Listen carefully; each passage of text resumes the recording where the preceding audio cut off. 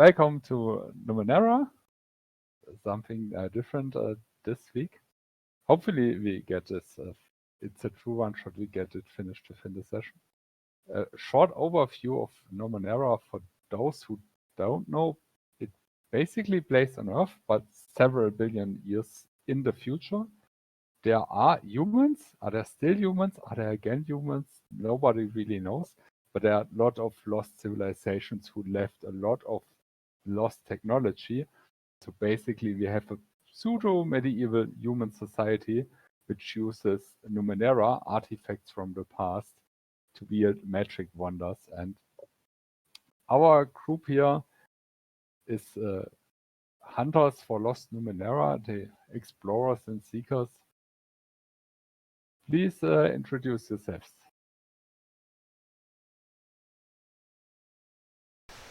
Dead air. I guess I'll go. I am Alex. Well, Ander. someone's got to go first, right? Yes. Eeny, meeny, miny. I guess I'm going. I'm playing Herban, one of the pre-gen characters. They come from a small village and they want to go out and see the world. They are a strong-willed delve who apparently shreds the walls of the world. I'm not exactly sure what that'll mean, but that should be fun. They can phase sprint, they can disrupt things with their touch, and they can scavenge for Numenera.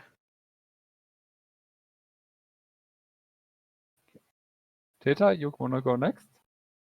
Ironically, I thought I was going first because my push-to-talk button is fighting me today. I started talking and realized nobody can hear me. Alright. I am Alexander, a mutant nano who fuses flesh and steel. I killed a well-known criminal in self-defense, earning me the respect of many and the enmity of a dangerous few. I am extremely hirsute. I have black skin with black nails and 2 pupils in one of my eyes. Spooky. And I'm pretty sure that one of you guys is out here just for some of my parts. I don't know if you know that or not, or if it's true.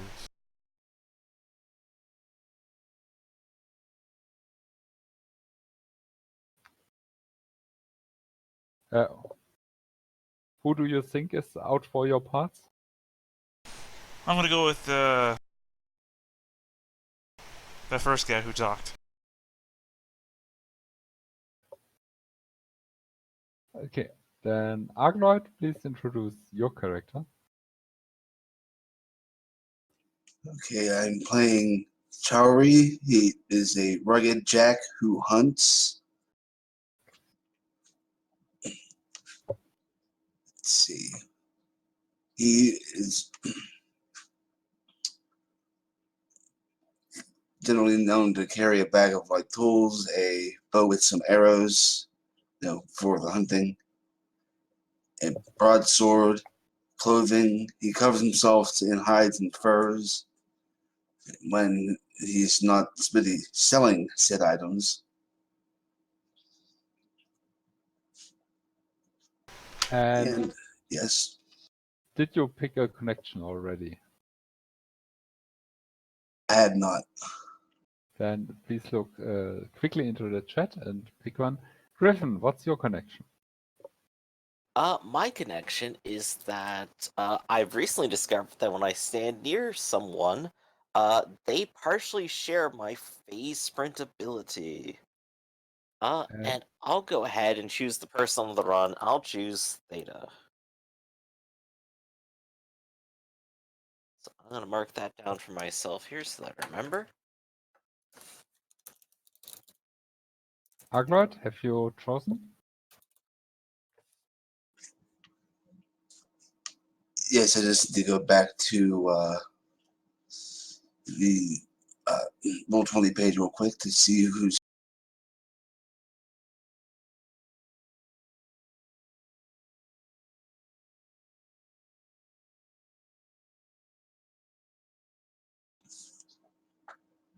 Griffin, what's your character's name, and what did you say about them? Herbon.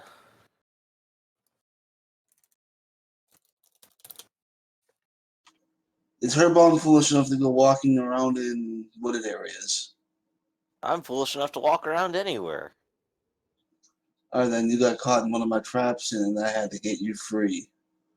Ah, how terribly foolish of me.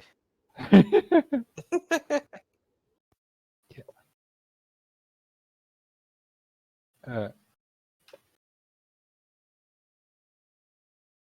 And it looks like I've had to track down somebody very much like Alexander back in my bounty hunter days. Although if it really was Alexander or some other person and somewhat like him, who knows?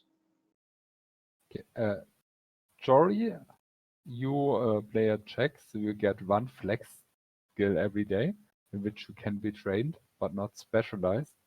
Which skill do you pick for today?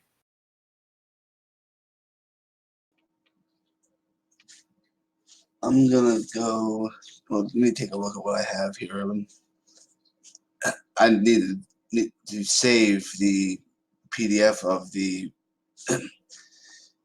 uh, characters you the pre-gens. So sorry, I'm taking so long to remember the starting words. Do you have it? Yes, I just had to save it because it was out of my backup list earlier today. So I had a little panic moment trying to find it again. I was going to say perception, but I've already got it. So let's go with sneaking. Okay, sneaking sounds like a fine thing to do. Okay, very well. You, like I said, you are a group of Numenera hunters, and you're exploring a very old ruin. You don't know how many million years old. And uh,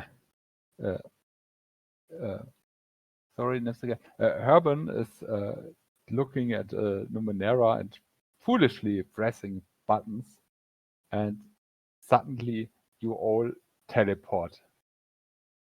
And when you come back into existence, you're in a very different room, in a room full of bronze-like metal, and it's extremely cold. Who of you has got cold-resistant clothing? So very warm clothing.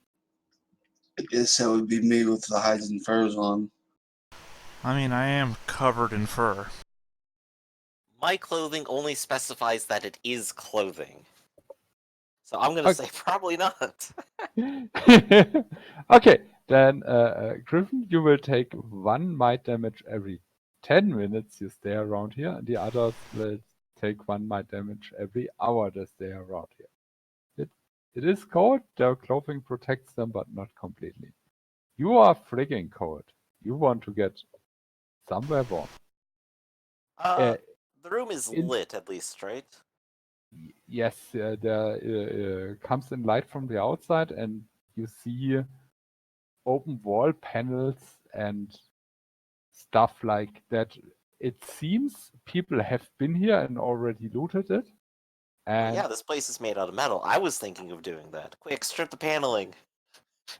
and Alexander always also recognizes sockets in the walls which seem like could plug in specific things, but you don't have an idea what could be plugged in there.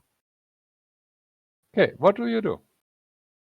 Since I'm cold, first thing I'm gonna do is I'm gonna light a torch so that I have a fire and I can keep it reasonably close to me. Yeah. Did you ever carry a torch in the extreme cold? It doesn't help that much. But yeah. It should help a teeny bit until we get someplace I can, stay warm. Just enough. Uh, Still, so... there's a door out of this room still, right? We're not just, like, locked in here with a window. Yes, there's a door, and the door is also the way the light comes in from the outside. Okay. I'll go ahead and step through the door and check out what's there. It's Okay, outside. give me a second. Yeah, you realize there's a mountain range in roughly north-south direction, and to the east you would have to go up of the mountain, and yeah, the ascent seems very dangerous. But to the west, there's a strangely a very strange green valley, because yeah, everything here is cold, but this valley is green. You also see snow, but when you step on it, you realize it's not really snow, it's more like white shells. So it's not frozen water, but shells from some long dead creatures. You don't really know that, yeah, are small and crunchy and slippery, and it's still cold. Also, when you look at the valley, you see that the valley is surrounded by a lot of pylons, and the pylons are very thin, like maybe 10, 15 centimeters in diameter, but Mhm. 30-meter tall, and they have a floating flat ring above it, and they're spaced evenly all around the valley. Interesting. And also, when you look up, you guesstimate you still have about 2 hours of daylight. Hmm. I noticed in the picture it seems like there's lights, like there's a lit up city. Oh yes, in the valley there's an orchard, and city is too much. It's a village of about 25 buildings. It's You know what? funny that you mention that, though, because when I look at this picture, I notice the giant ass Reaper in the background. Yeah, I noticed that too. I figured, it was just background noise. The Reapers aren't gonna come bother us until they've taken over our minds. We're fine. We're Next fine. thing you know, he's describing a that we're all hearing.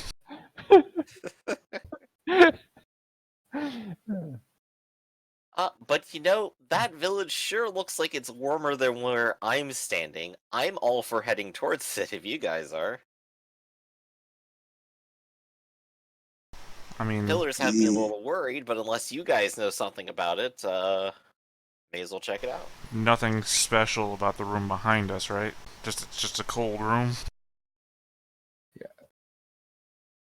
Yeah, it's at first glance it seems completely looted. You could stay around longer to search if the people before you overlooked something, but yeah, Griffin, Herben is still very cold.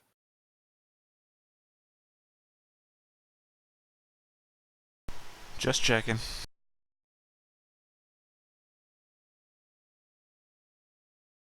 So yeah. So I'm opting for heading straight there, but that's because I'm cold. What do you guys think? Well, I mean, if you're literally dying, then yes, we should probably go somewhere warm. You got cut off there. Just think of it as part of my character. Maybe I just cut off sometimes. Voice box, man, it's not working like it used to. Uh, but yeah. So I guess we're in favor.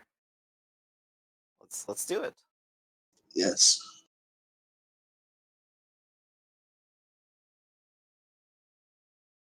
Once you all step out of the building, two black tusks jump upon you, and they Oh obviously no. see easy prey in you.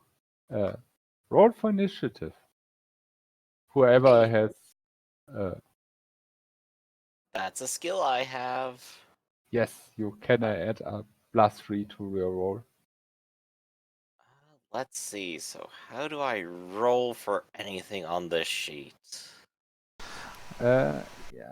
don't think you can. I think it's just a sheet for No. keeping track of information. On the lower right, you see rolls. Oh, that. Okay. Well, what's our difficulty? Yeah, it's basic difficulty is 4, except for Griffin it's 3 because he got a skill.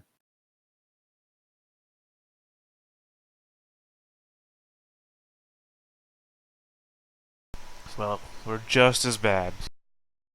Yup. Trained or not trained. I'm surprised I didn't sense danger either, but that's okay.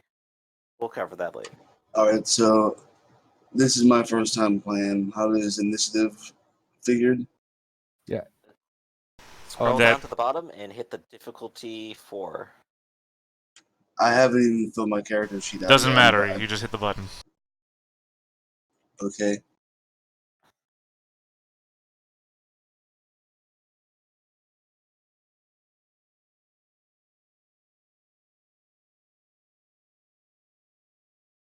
Down to the bottom, you say? Bottom right. Yep.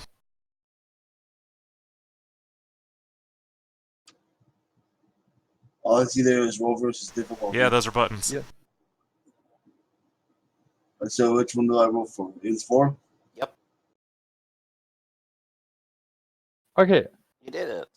Argloid, you go first. Yes. Okay, let me check my sheet here. How far away is this piece? I mean, if you're, it's a short distance. Range in here is measured in immediate, short, medium, and long, and short is a few meters. So it's you could step up at parts of your action for immediate range, which is melee range, or you could use the short ranged weapon if you have to. That. So I was going to do that and shoot him with my bow. Okay, then roll do you have any skills for that help you? I don't see any on this sheet. Okay, then roll against difficulty 5.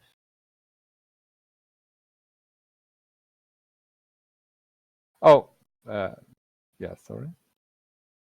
Yeah, basically how Numenera works, you are tier 1 characters, you have 1 effort, you can spend points from your pools to ease your tasks, how it's called there. And it's by applying effort. But your pools are also your health points. So, Yes. okay. Then the system is GM never rolls. Players always roll. Herben and Alexander, these 2 beasts, jump upon you. Both of you make a speed defense roll. If you have anything that helps you, you can apply that. I think Herben you do. Alright, so I have a And speed pool of 12. no, speed pool is only helpful if you spend points to lower the difficulty. Mhm. But you are also trained without armor. You are trained in speed defense when not wearing armor. So it's a difficulty of 3 for you. And a difficulty of 4 for Alexander. Let's give it a go. I think I can do this. It's 50-50 on a 3. I'm just not rolling well, that's all. Okay. You both take 5 might damage, armor applied. Hold on 1 sec, guys. Okay. Oh, he's about to do something.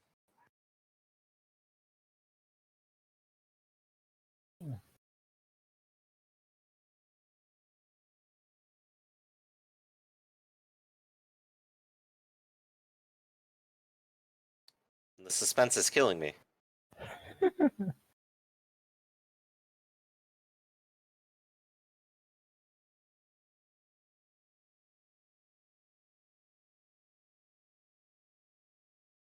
I'm sorry, go ahead. Yeah. Both of you take 5 might damage, armor applied. Alright, so I take 1 damage. Do you have 4 armor? let's see here. Going down my list. Let's see. Fuses flesh with steel. Flesh and steel gave me 1 armor. I'm a nano, and I have an automatic ward up all the time, which gives me another 1 armor, so I have 2 there. And I'm wearing Brigandine armor, which is medium, which gives me another 2, so I have 4 armor. Yes, Although I have a that's very it. small might pool, though, so that's still probably comparable damage. I'm not wearing anything. I take 5. Okay. 4 armor. That's you have a very well armored nano with you. Well, yeah, I gotta Okay. protect myself out here in these wild, post-apocalyptic wastes. I wouldn't call it waste. But Alexander, you're next. Okay, I'm going to use Onslaught, which typically takes a point of intellect, but I have 1 intellect edge, which makes it free. What's the difficulty there? 4 for you. You could apply additional Too late, effort. already rolled. Yeah. Apparently, these beasts are very good at dodging. Herben, you are next. Okay, so let's see. Would it be possible to phase sprint and also use a bow to sort of back up and fire? This is.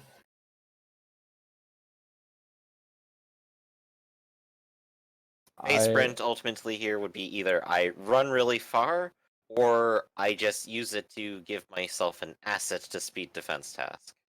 Uh, uh, yeah. I guess it is. It's strangely worded, but yes, you could.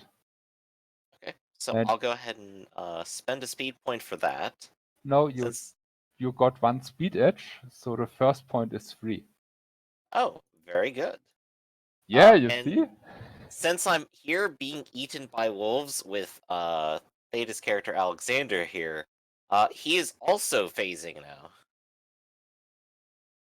So he will also have an extra asset, I believe. Okay.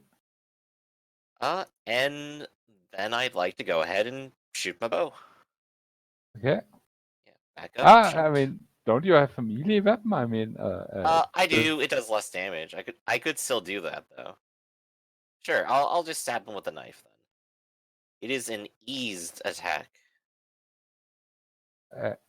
yes. Does that mean I have a easier time hitting with it?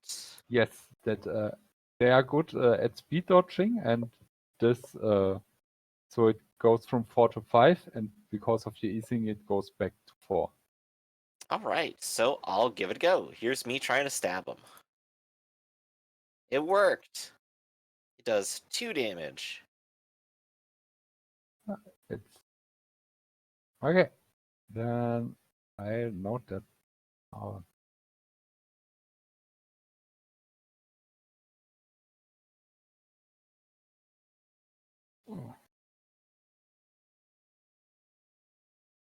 okay. Yeah, just stab it with your knife and hit it. And Shori, your turn again.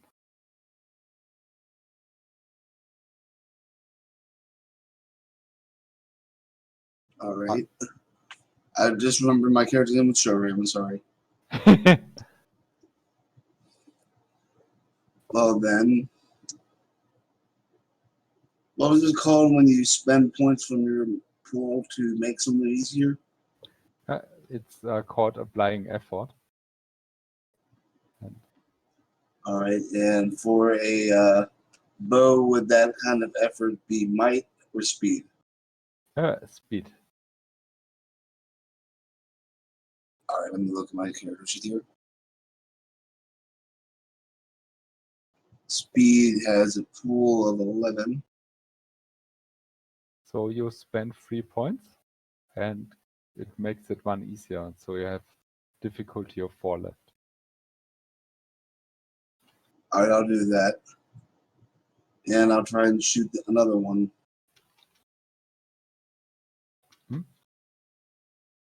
What do you mean? I'm trying to shoot one of those wolves that are coming for us. The one that's already hurt or the one that didn't get hit? Let's get the one that's already been hurt. Maybe if we kill one of them, the rest will, run off. Oh, that's... Okay, then you hit it with the bow. It seems hurt, but still has some energy in it left. And Herman and Alexander both give me please evade the attacks. Difficulty 3 for Herman, difficulty 4 for Alexander. We both have a speed asset now. Does that make it Oh, even yeah. easier? Yes, then it's difficulty 2 for you. I don't think I would have Hey. passed either way. Yeah, you would. 9 would have actually helped you pass. Would it? Okay. Yes. What are the degrees? Is it like 2 per difficulty? No, 3, it 3 seems like. 3. Okay. Yeah. So then I Okay, would have passed. Herman, you got the first minor effect of the day. So minor effect is when you roll a 19, when you roll a 20, you get a major effect. Do you have any cool idea what could happen with your evasion? Yes. As it dives for me and tries to bite at me, it'll phase fully through it and shove its snout straight into the snowbank. Okay, then it does exactly that, and it's your turn now to act.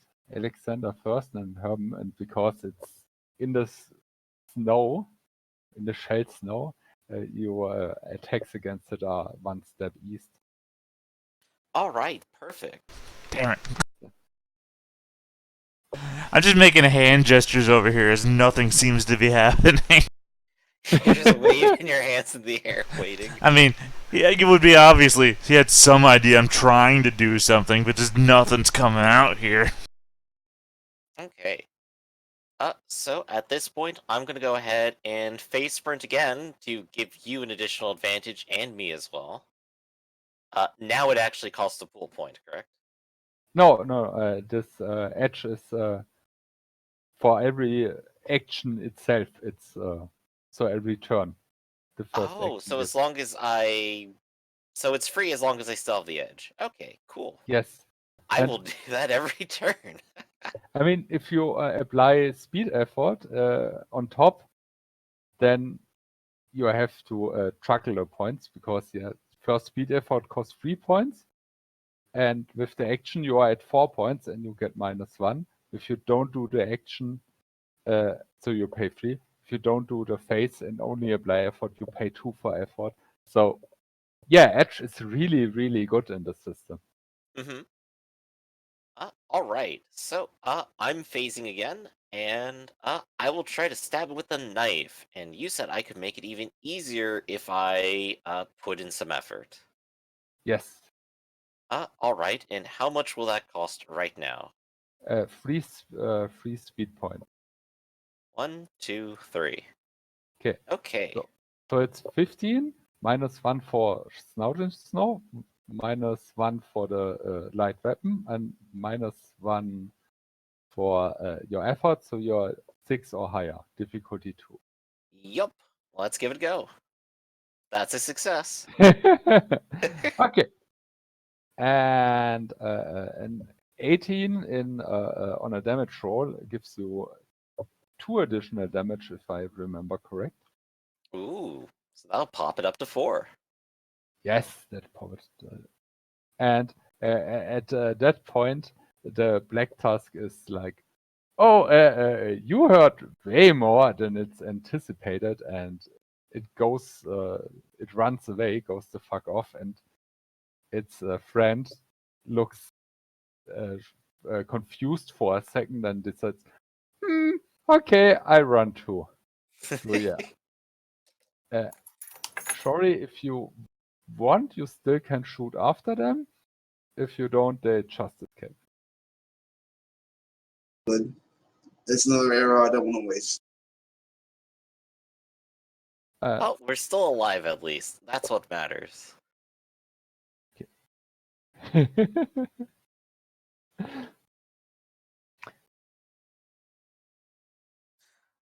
All right. Well, a little bloody, but we could go ahead and try to continue on our journey and maybe keep an eye out to see if there are more predators around. you everybody of you got 4 rests per day. For every rest, you recover 1d6 plus 1 points, which you can distribute among the pools as you like. And the first rest is 1 action, so few seconds. Then it's 10 minutes, 1 hour, and 10 hours. So if you're hurt already, you could take a short breath and recover some pool points if you want. It seems worthwhile. I'll do that as an action. 5 points. No, 6 points. 1d6 plus 1. Oh, it didn't add. There we go. I see. Yes. That's what that's for. So 6 points. I'm not.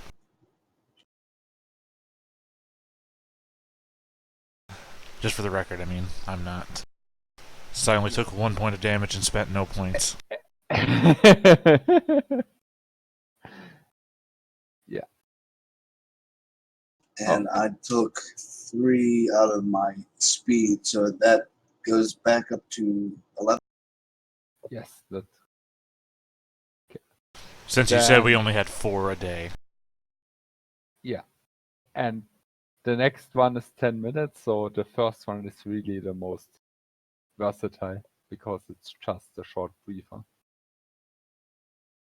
Still totally worth it. For you, yes. Then So yeah, continuing down and approaching those weird pylon thingies and being aware of danger because they're probably going to fire lasers or something. you take it takes you an hour to walk there, so you take 6 might damage, and Shirley and Alexander take 1 might damage. Oof, that is a lot. I'm just in a disregards armor. Yes, it disregards armor. Because it's environmental damage.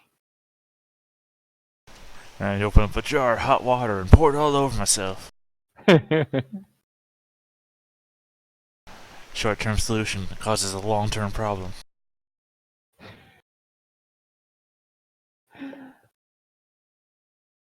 Okay. You said firing lasers and stuff. No, they don't fire lasers. But do you all know about GM intrusions?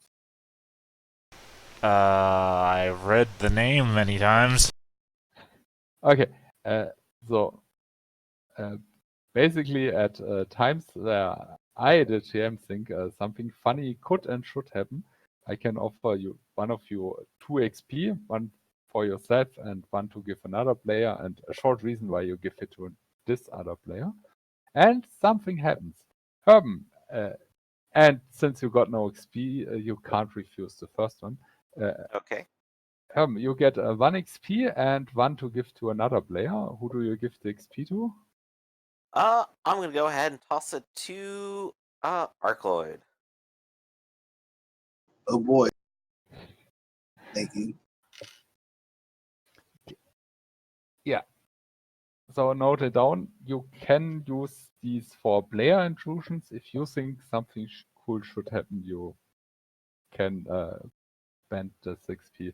Or for rerolls, or of course, gather them and buy level ups and stuff.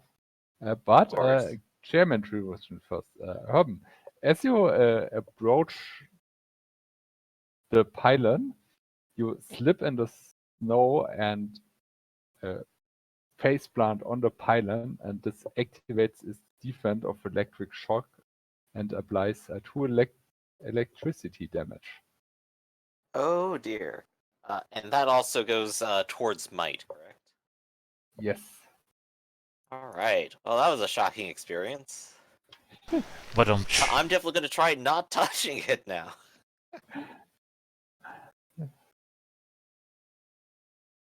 But this is interesting. Is it just sort of like a small field around it that zaps, or is it sort of projecting lightning out and attacking things? No, it's not a field. It's not constant. It's you realize it's only when it feels attacked or detects aggression, and it's really more like a short step. And the second you stop touching it, the electricity also stops. Would this pylon be considered itself Numenera? Yes, it would. Because that's a skill that I have. Apparently, if you don't have that skill, you're unable to do it or something. What's the word? Inability? Inability. Yeah, if you don't have the skill Numenera, you have an inability in Numenera. So it's a good Well, thing you're to definitely have. the smartest of us. Why didn't you tell us what it is? Let me finish describing first. Okay. The pylons, they emit a sounds like singing, like a faint ah. Even humming. Yes, you can humming. And really, right at a pylon, there's a border of snow. So on your side of the pylon, there's snow. Inside of the pylon, 0 snow. And I mean, even without understanding Numenera, you realize these pylons protect the valley from outside threats. And Alexander, you theorize that it not only protects from snow, but it also keeps larger creatures away and probably has more protection effect. Yeah, no, the others were my favorite group from Lost. So, do you think if we walk past it, it's gonna zap me again? I think it'll fry your brains, yeah. Oh, I don't like the sound of that. In fact, I very much like my brain, as little as I use it. Yes, and I don't like freezing to death, so I will see if I can deactivate this pylon. Or the I'd whole be system. very grateful if you did that. When you're fairly confident that you don't recognize or count as a predator and probably could just step across. You know what? I'll let you test that out first. You can walk across first. I'll wait here, unzapped. Here's the problem: is I, the player, don't trust that I'm confident, but you say that I'm confident, so I will try it. Who am I to doubt myself, right? If I can't trust what I'm thinking, well then I am fucked. Yeah, it's yeah. You step across, you feel nothing, and nothing happens. If I feel nothing, then I must be dead. Gasp! I can see it in your eyes already. You've crossed to the other side. I'll save you. I'll just step across and follow him. Yeah. It should be a lot warmer on the other side, shouldn't it? Yes, it's like a autumn day, so it's still a little bit fresh, but maybe instead of freezing like 15 degrees Celsius, Mm-hmm. the valley is approximately 3 kilometers wide. The buildings in the village are made of bronze and stone, so some of bronze, some of stone. In between you and the village, you see the orchard with different fruits and some birds, and it's obviously cultivated. And in the north, you see a statue. Let me just give you a picture. It's, and make it big. Oh. So it's this statue, but it's on the other side of the village. Ooh, very neat. And like you can see, it's very big.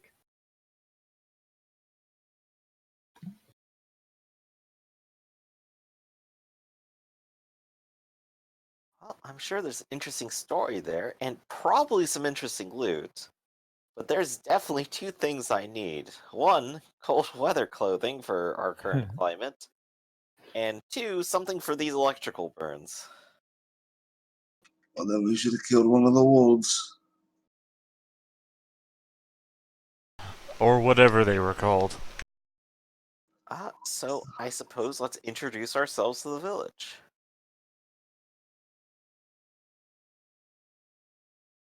Are there people actually going about? You can't see in the distance. Oh, okay. We still have to actually get up there. We're just kind of getting closer. Yes. Okay. I'll totally continue approaching the village. Okay. Once you reach the or shortly before the orchard, a welcoming party comes to you. 2 men and a woman, and they all have linen clothing with added fur, so it seems pretty warm. And every one of them carries a staff with a curved cint on the end. That seems like a shepherd's staff, but it's probably also a tool for harvesting and also usable as a weapon. And these 3 people approach you, and they seem friendly. Hello. Hello, I'm Axir. This is Rieo, and this is Yoma. We are very pleased to meet you.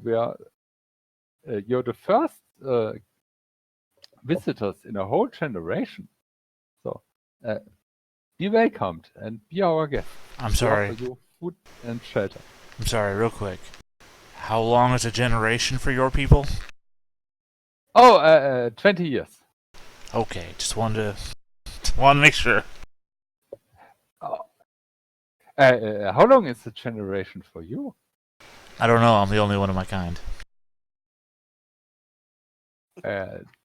They give you slightly odd looks. Don't mind him. He's a little strange. Thank you so much for inviting us into your village. We can go ahead and tell you our story while we're here. But I don't suppose you have anything for electrical burns, do you? Oh, no, we don't have specifically, but these seem mild enough. They should heal after a day or 2. Oh, well, I suppose I'll just have to wait. But let's go ahead and talk. Yeah.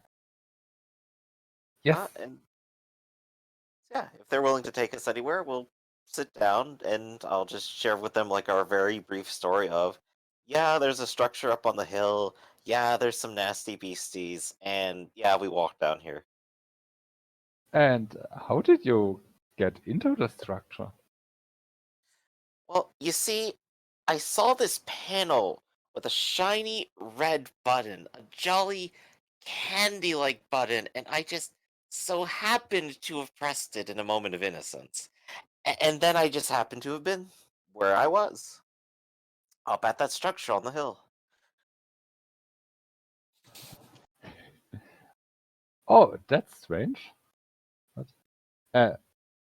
they will talk to you while walking to the village. Because in the village there's food and stuff. Oh, what? That's strange. But So nobody comes by here, or at least hasn't in about 20 years. I guess even that teleporter doesn't really work all that often. Is the climate always very cold outside the pylons there? yes, the icon protects us. The icon and its pylons. And without it, we wouldn't be able to survive here. And it has protected us since the beginning of Bardak. That's our village.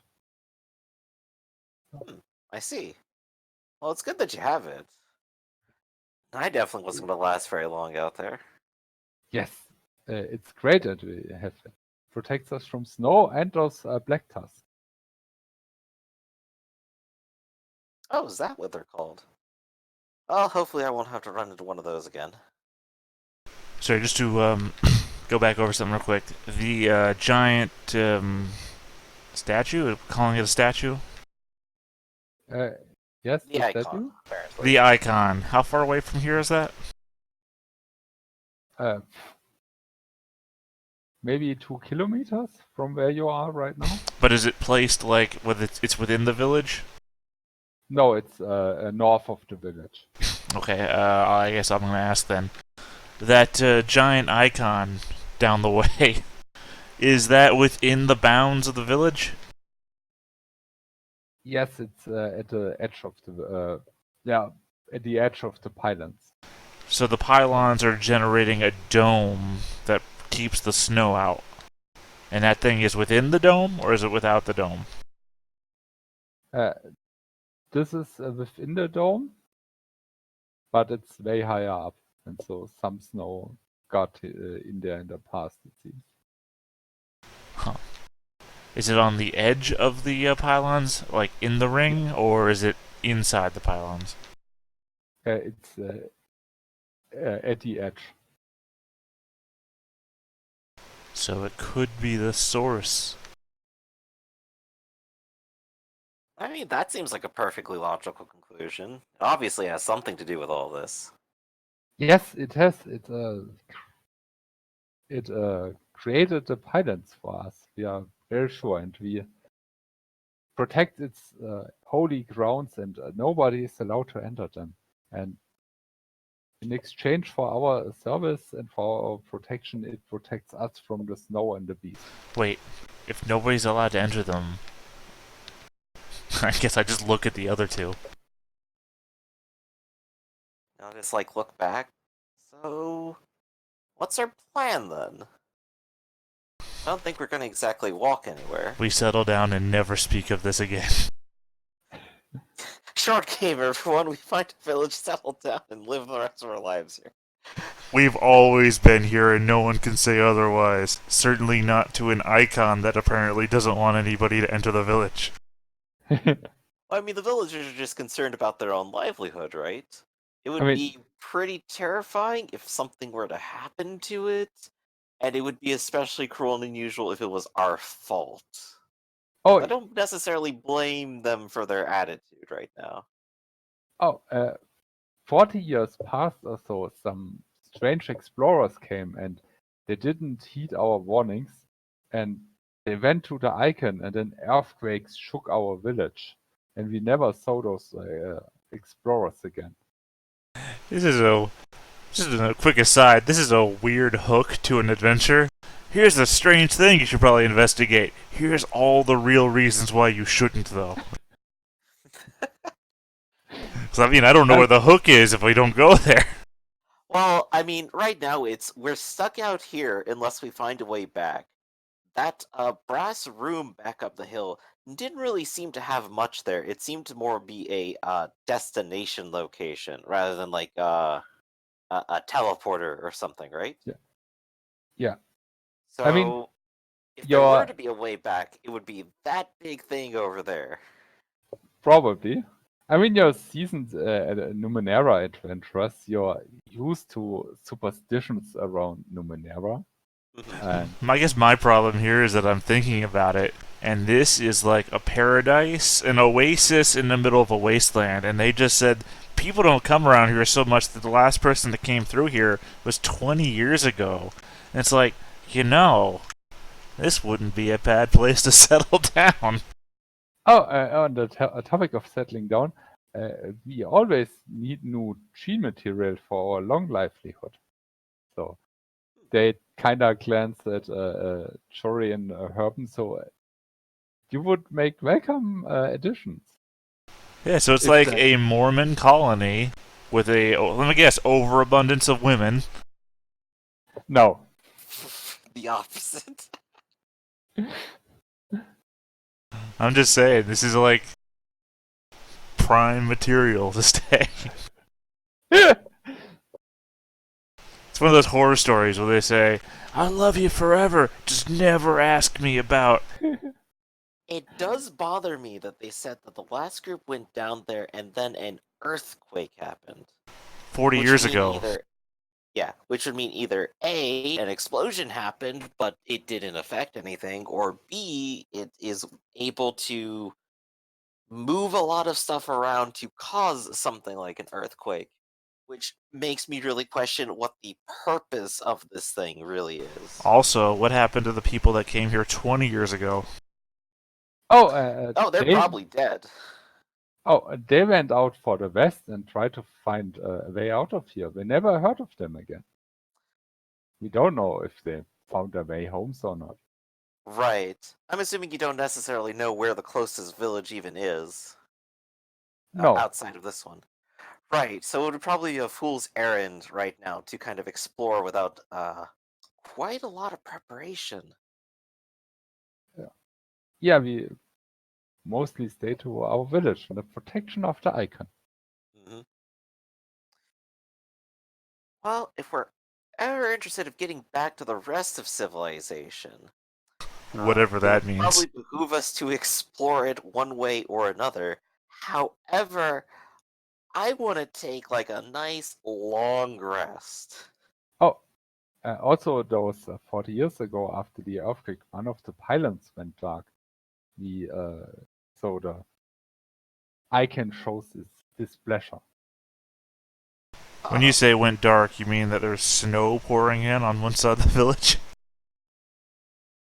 Oh, And sometimes monsters attack you there? oh, there isn't much snow pouring in on that side. But yeah, it seems weaker and easier for beasts to cross. Okay, so it's weaker, not completely off. I was about to say, if it's not useful anymore, maybe we could use it for salvage and figure out something to do. Oh, please, don't desegregate our. Holy No, there's icon. no point in taking apart something that's still working. I'm sorry, did you say desecrate or desegregate? Because I heard two different Desecrate. things. Sorry. Desecrate. One of When in those doubt- worse than the other. Alright. Alright, team, so hear me out. I'm gonna propose, like, a nice long nap until, I stop bleeding and these burns heal over.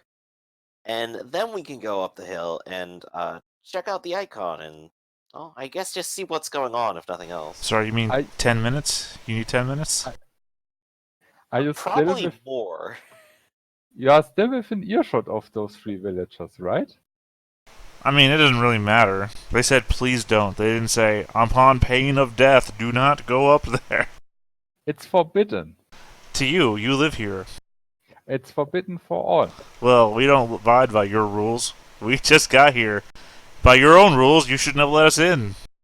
Well, allow me to explain. One way or another, something has happened, and that pylon out there represents some kind of structural failure. My friend here understands Numenera and can investigate it. If we went in there, we could maybe identify the problem and solve it so that it doesn't cascade into a bunch of failures later on. Oh. It would be a They shame if this village were to end up in a poor position and lose this wonderful little paradise. they shot glances at each other and you have to speak with the elders about this. Only they can give you permission. Did you guys Okay. 40 years ago get permission? No. Oh, there you go then. Well, they sound very rude. I say we go ahead and talk to the elder. Or at least make that part of our stay. Elders, plural. We've got plenty of time. There's no time pressure. We can always wait, take our time, persuade, talk, discuss. Yeah, Plan. you reach the village and the three the 3 people of the welcoming party lead you to the elders. Mhm. Aukram, Okeyai, and Toak, and they are have bonded with a crucible. It seems like a floating chair, like a ball or sphere, and they bonded with it, and it keeps them alive. And when you ask, they say they are over 140 years old, but it seems to also slowly transform them. They look slightly, faintly lobster-like. And, Lobster chair, very interesting. and so these three elders have watched over the village for a long time. We greet you, visitors. Be welcome to Bardak. It's a pleasure to meet you all. I'm not sure if they said on our way in, but we are curious about checking out this icon. This place is very nice, but I don't think we intend to stay here forever, but options seem very limited. Yeah, you can't check the icon. It's forbidden. It protects us. You are correct, and I'm definitely glad for its existence and the field around your village, but I can't help but notice that one of the pylons is actually failing. When you look at their behavior, they seem to be very close together and reinforce each other opinions.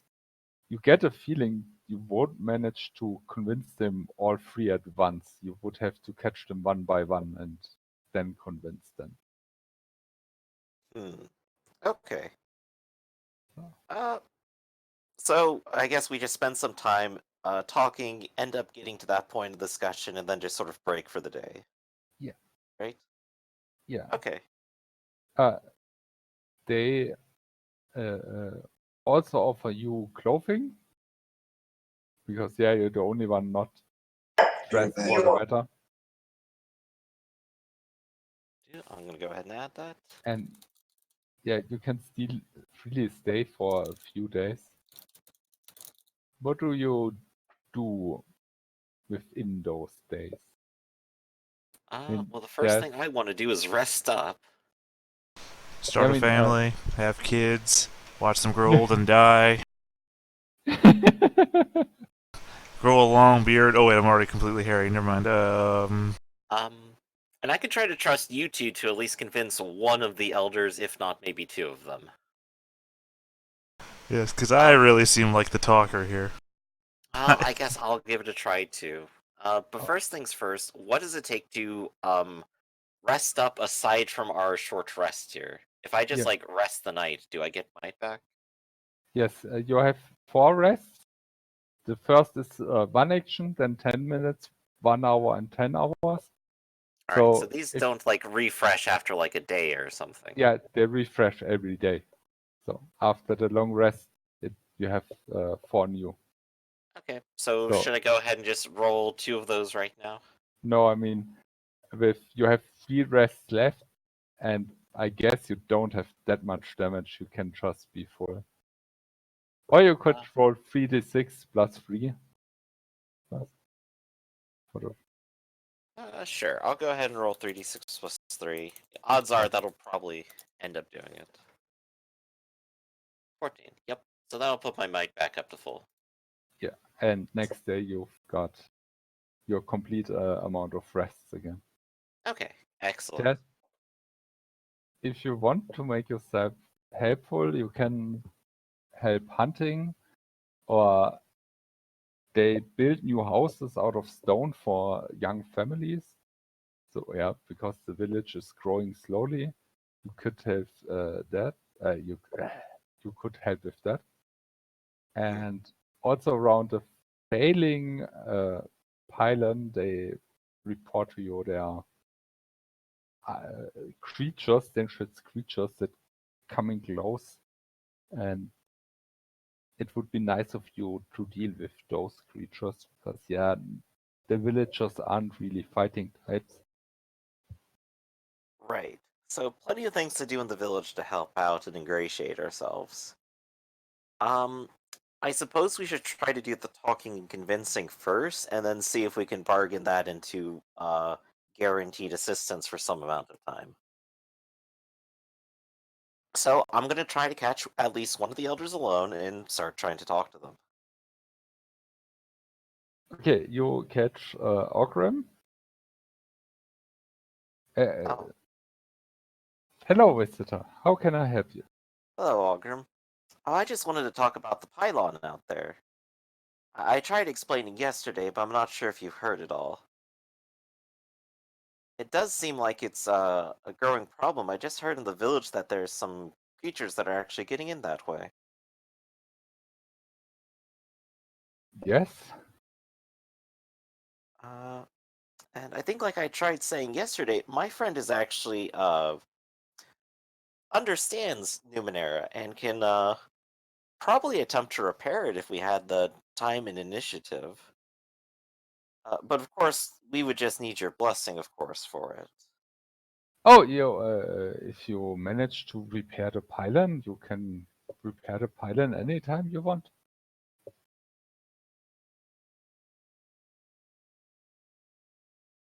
Okay. Um. Uh. But ultimately, I think we may have to enter the icon in order to do so, if that's where it failed in the first place. Okay, go ahead and give me a persuasion roll against 14. 4, sorry, 12. You Okay. can spend intellect effort if you want to make it easier for you. I think I definitely will. So I could put that from 4 to 3 if I spend effort, and that would be 3 points? 2 points because you got 1 intellect edge. Mm-hmm. And can I spend multiple effort or just one? Just 1. Just one. Okay, so this is as easy as it gets right now. Yes. Doop. Ah, no, not good enough.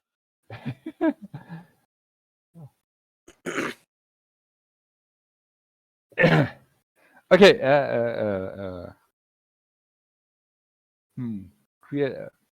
When you roll a 1, the GM gets 1 free GM intrusion without giving you XP.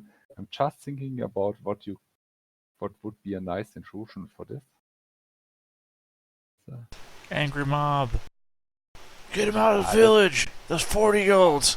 They tried to kill us all! Oh, yeah. It's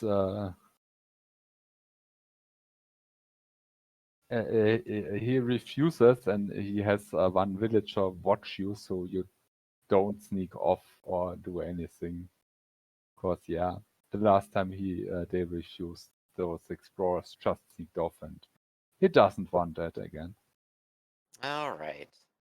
Oh, that's unfortunate.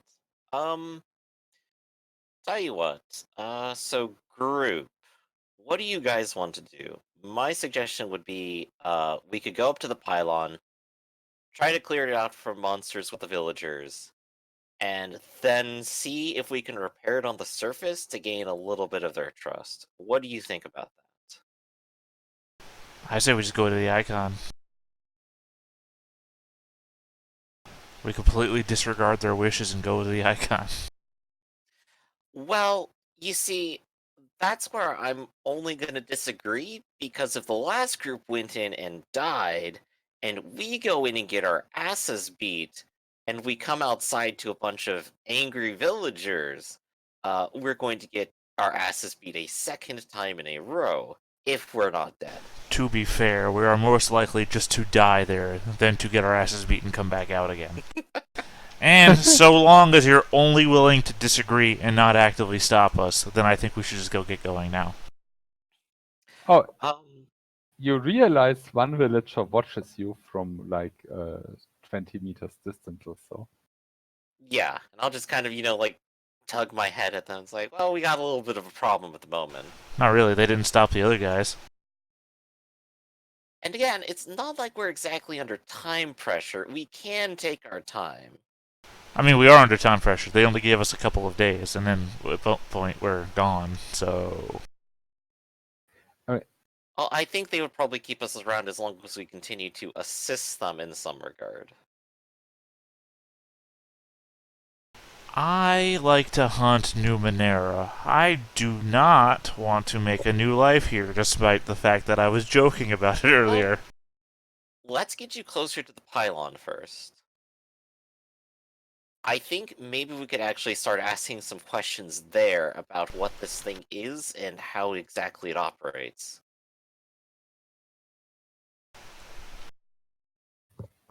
Since that one's weak, it shouldn't necessarily zap or attack you for trying to mess with it.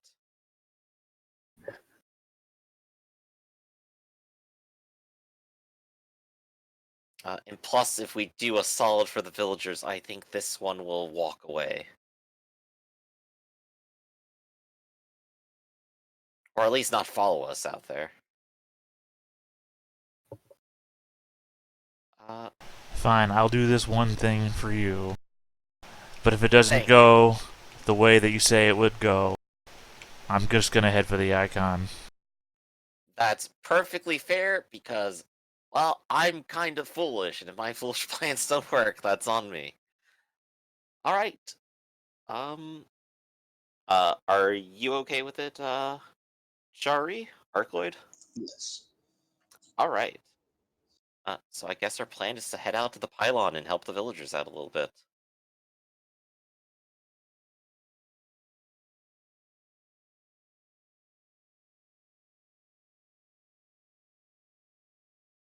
Teal-chan? Yes, I was just reading up the creatures you will face. Okay. It's so yeah, you head out to the pylon, and outside of the pylon, maybe 50 meters or so, you see like a small cave dug into the snow, and you think there are the creatures hidden Mm-hmm. that they talked about.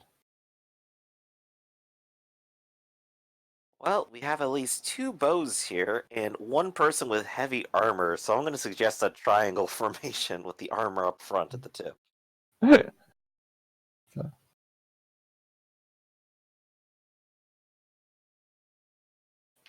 Well, get up there, Cherry. He's saying you're first.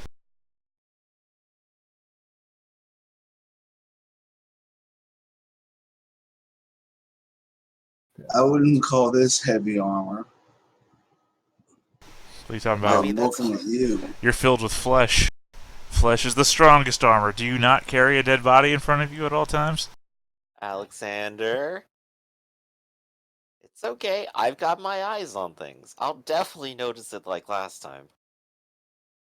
It seems to me, in our last encounter, one of us got hurt less than the others. And it wasn't me. I don't know what divine providence that you believe in, but luck is a very important factor to me, and one of us has been luckier than the others. I'm looking at you, Cherry. Chari.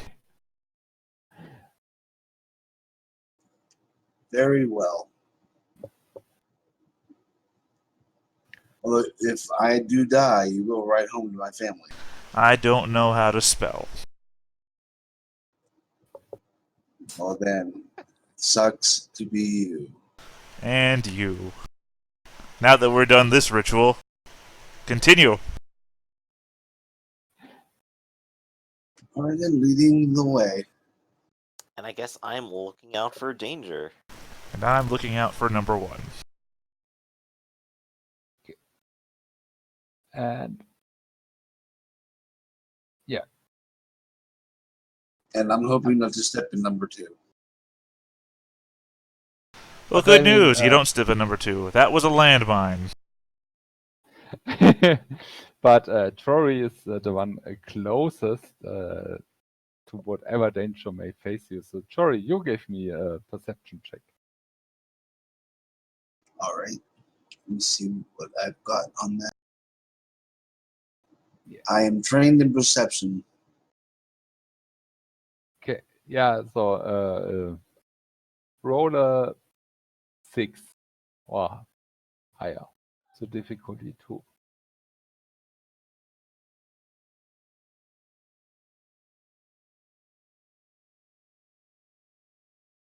That's totally a 6 or higher.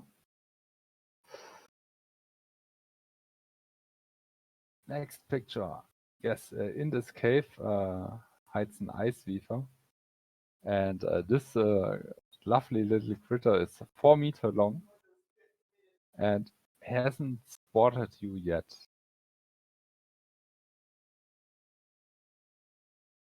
You heard it travel usually in packs, but somehow this one is alone. Alpha Strike? Alpha Strike.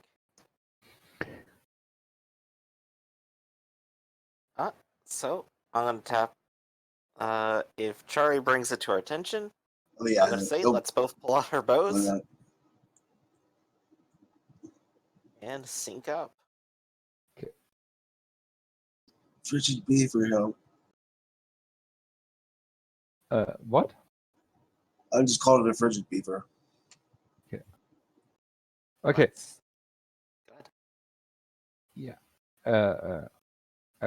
You shoot at the thing and hit it, but your bow glances off. It seems the armor is very thick.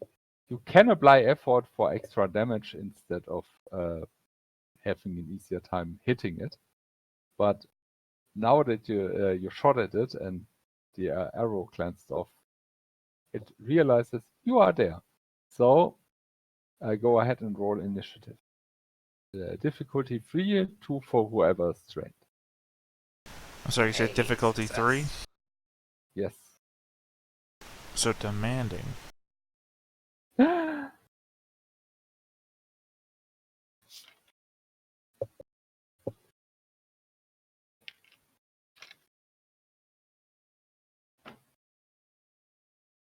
Okay, so you all act in front of it. Herben, you rolled highest. Yup. So I'm gonna activate Phase Sprint first. And that'll allow me to move up to it and then use Disrupting Touch. Okay. Disrupting Touch will cost 1 point of might to do. But then I can go ahead and apply effort to it as well. Then Which will be another 3 points, correct? yes. So Right, totally worthwhile. So what difficulty am I looking at? let me just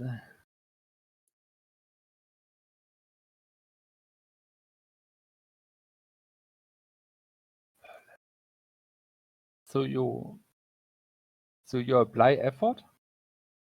Yes, this is with the intent of doing extra damage, but it should help with the touching it in the first place. No, you either choose effort for easing the attack or for extra damage. I'll definitely go for the extra damage. Okay, then you're looking at a difficulty 4. Oof. You can still change your mind if you want. Difficulty 4 is still 12. I'll take my chances. Okay. Okay, so let's go ahead and do it. Can I touch it? No, because I just rolled terribly. Would have been worth it if it worked. You realize it feels very cold around. Who rolled second? Kirby. Arkloid, you're next. All right. Well then. Chori, not Cory. Chori. Sorry. Yes. Speed effort. I'm going to try to shoot the ice beaver for extra damage. Okay.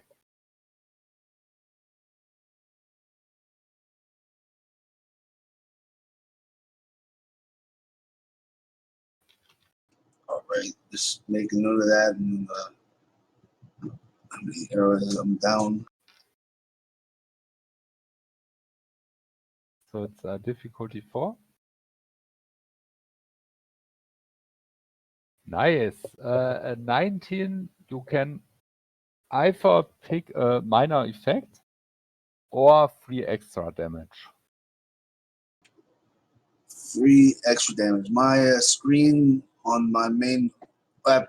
Oh, I know what happened. My cat's licked at his feet, and one of them touched the sensor on my screen and turned it off.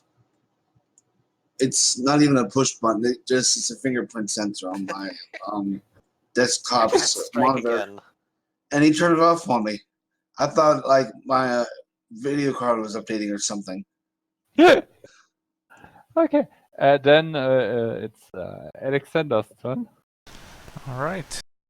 Gonna make weird hand motions again. Difficult? 4. No, I mean that is difficult. 4 thing is difficult. That's what I was asking. Huh? Difficulty. The difficulty of difficult is 4. That's why I was asking if it was difficult or not. Yes. Challenging is 5. Demanding is 3. That's why. If I'm asking if it's difficult, I'm asking you if it's difficulty 4. If you look at, I don't know if you have the chart in front of you, but that's how the chart goes. Yeah. From simple to impossible. It's just that they made the standard difficulty difficult. More or less. But yeah, just big hand gestures again. I've literally done nothing, by the way, that you guys have ever seen.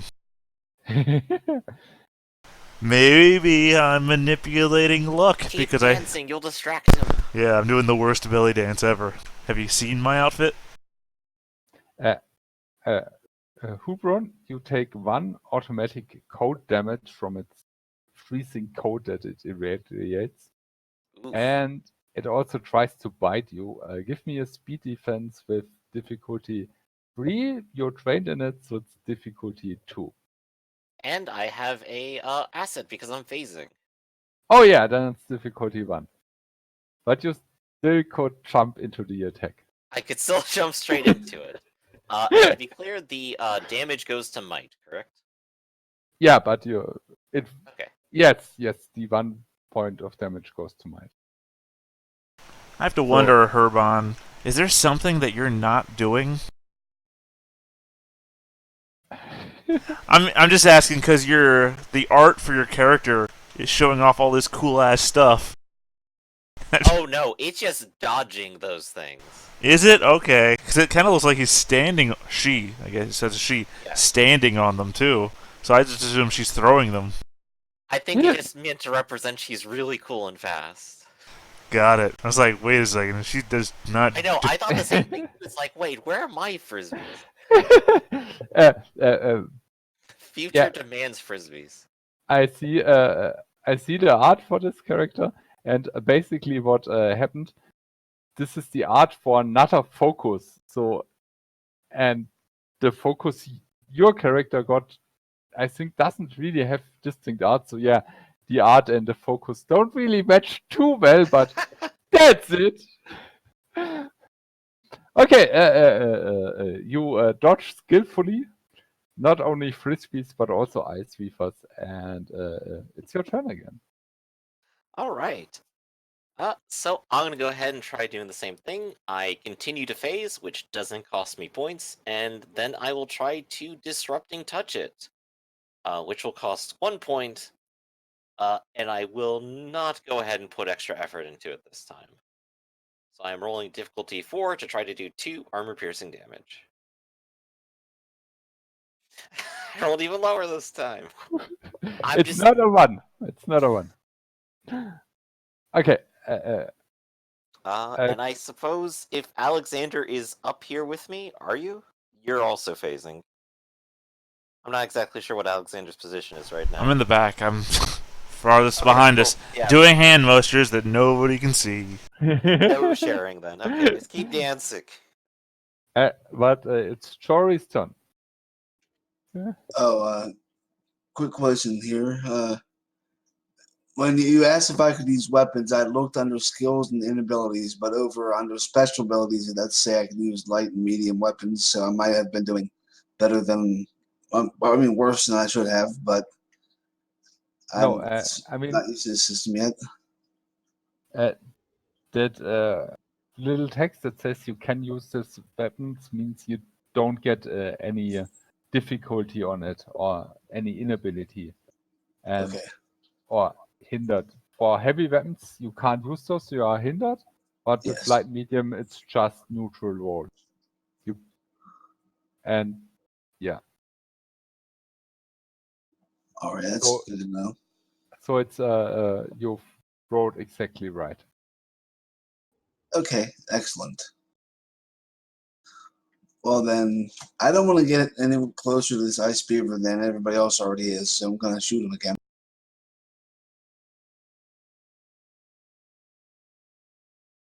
Do you apply effort for extra damage? Or? Yes. How much do you have left? 5. Don't die. Don't effort yourself to death. Oh, I efforted once, and now I won't be able to again. Well, you remember it's like 2 to 3 per. okay. Go ahead and shoot it. Okay, what do I roll here? Difficulty, challenging. No, difficult. 4.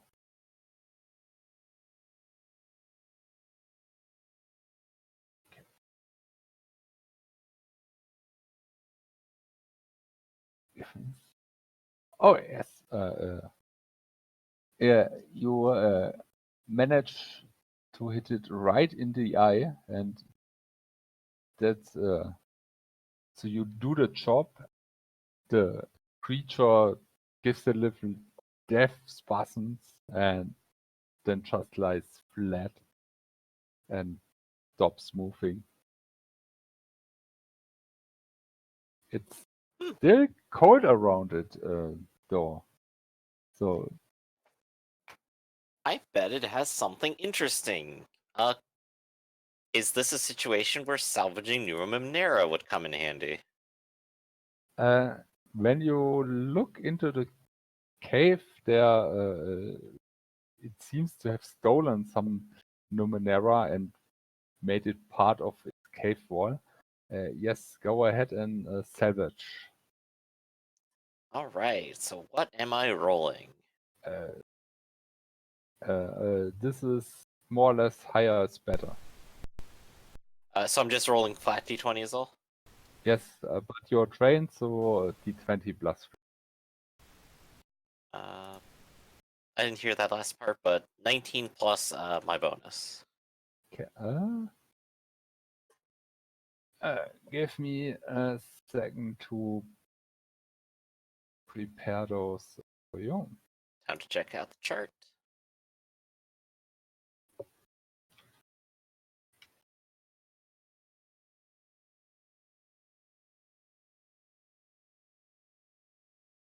Okay, you got a 1.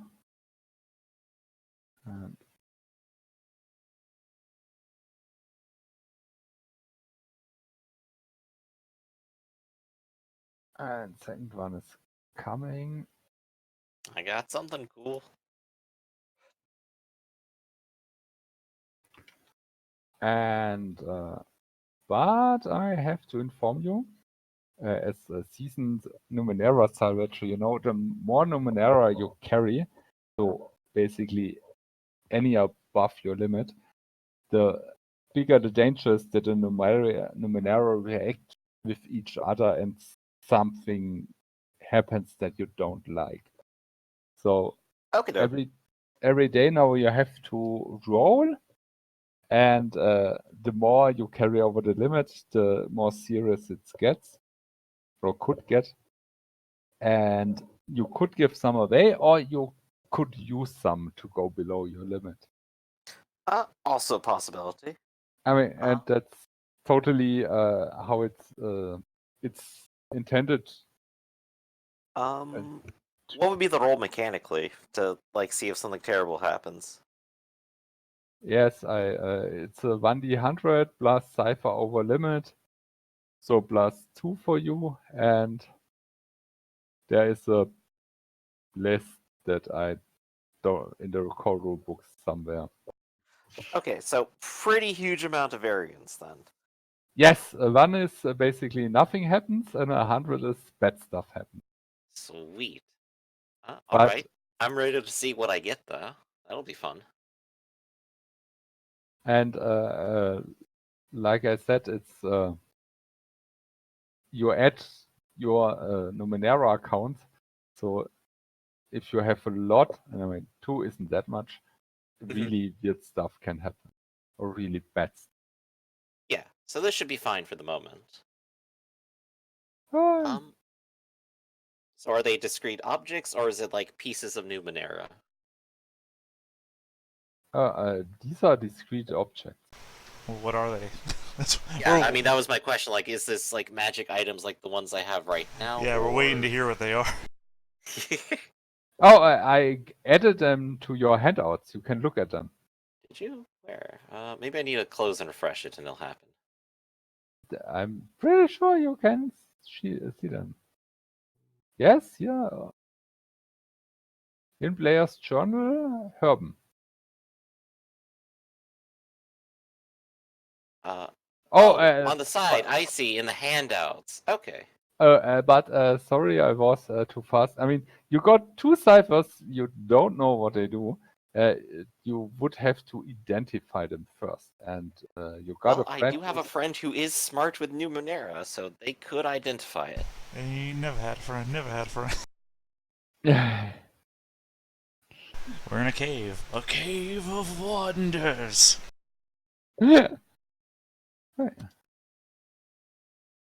Ooh, that's very cool. Yeah, but you don't know what it does right now. Yeah.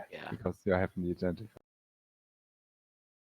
Okay, I'll make a deal with you, Harbin.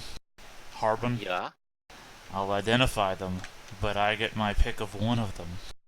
Sure. Better than not knowing what they do. Yes. Do you go back to the village first? I it's imagine we're still gonna go back to the pylon and let Alexander take a look at it. Well, I mean, curiosity has the better of me. I want to identify these things now, here. Yeah. So I'll leave you to identify them and deal with the pylon in whatever way you wish, and I'll be right back. I mean, if you use your book, it gets eased by 1 step of difficulty, but using the book adds 30 minutes, and so you would stay out longer in the code. I'm fine. You said I had an hour before I take damage. Yeah. Yeah, that's fine. I'll have to use the book and my skill to minus it by 2. So it's a difficulty of 6. Really? Standard. Oh, you mean 2 then. Standard is a difficulty of 2. Yes. Difficulty of 6 is intimidating. Oh, yeah, sorry. Difficulty is standard, and you need to roll a 2. Right. I Okay. mixed up the Yeah, that's quite a difference. Yes! It's a... Alright, it's a pass. Okay, and the second one? It's a fail.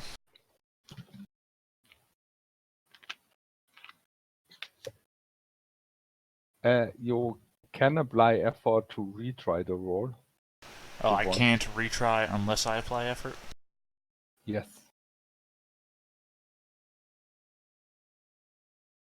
Wait, what did I just say? You have to apply I said effort? I can't re-roll unless I apply effort? Is that what I just said? 'Cause that's what I meant. Yes. Okay. Yes. Well, tell me what one of them is, and then that's just the one I'm gonna claim if it's good. If it's not, I'm gonna risk the one I don't know. I'm not spending more time, and I'm not spending effort. So tell me random what one of them does. Okay. Let me just... While he's looking it up, Griff, here's the situation. I identified one, and I didn't identify the other, and I'm not spending effort to waste the time to identify it. So I'm taking a crapshoot to know what one of them does, and seeing if I pick that one or not. Okay, I added the density nodule to your handouts. Alright, where did you add it? Handouts, you can see it now. For future reference, don't add things to the handouts, because that means I have to switch screens on the overlay that plays Havoc. Okay, and how... If you can add it to my character sheet, that would be great. Yeah, but it's not on your character right now. Okay. Right, but I mean the character sheet's something I can see. Yes, I can also paste it to the chat. Or that. Then That could probably be a good one. Okay. Yeah. So Yeah, he's go. got the density nodule. I have the ray emitter. No. He identified the density nodule. The other thing is not identified. Okay, then I'm going to take the ray emitter. Not because I know the name, but because the density nodule is not going to do anything for me. I don't use weapons, so... So I'll keep the density. Yeah, and I will take whatever the ray emitter is. Probably the cell, because I'm never going to know what the ray emitter is. But I'll make a note here. Ray emitter. And you got carried away by studying because you identified two ciphers. It's over an hour, so yeah, you take 1 might damage of cold. Right, but... All of us?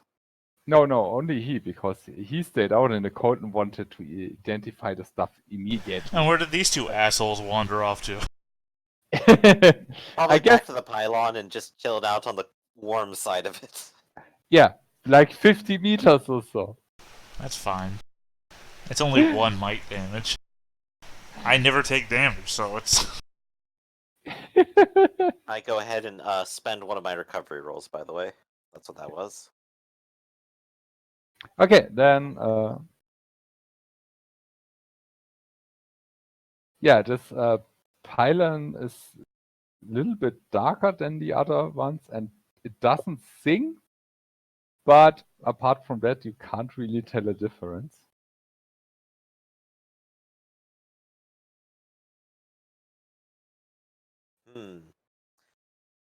So I guess it's up to us to try to figure out how this thing works, and if there's maybe any kind of like access panels or controls or way to open it up or mess with it right here. I mean, you don't see any way, and you remember that if you try to mess with it, you got electricity defense. Yep, which is why I'm not touching it.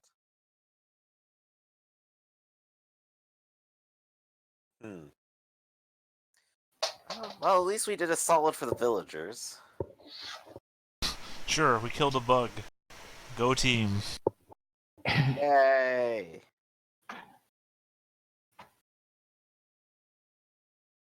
Okay, But what you do don't you... see any way you can interact with this here, do you? This would be the weakest one to deal with and the least deadly. Let's see. I make a snowball and I throw it at it. Nothing happens. Looks like I'm all out of ideas. Let's say we go look at that icon.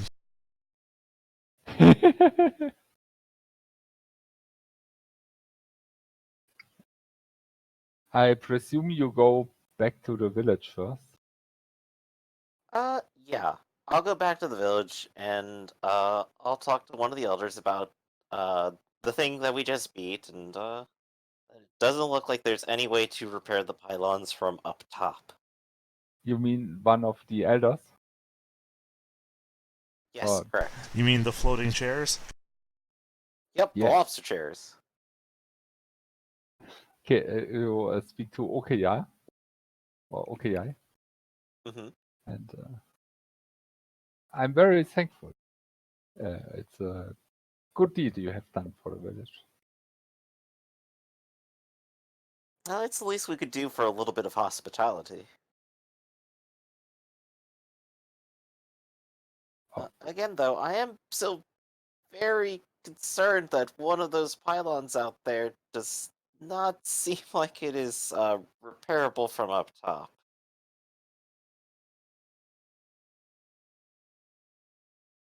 So I have to beseech you again to allow us into the icon to at least see if there's a possible way to repair it, and maybe recommend some course of action to help you all.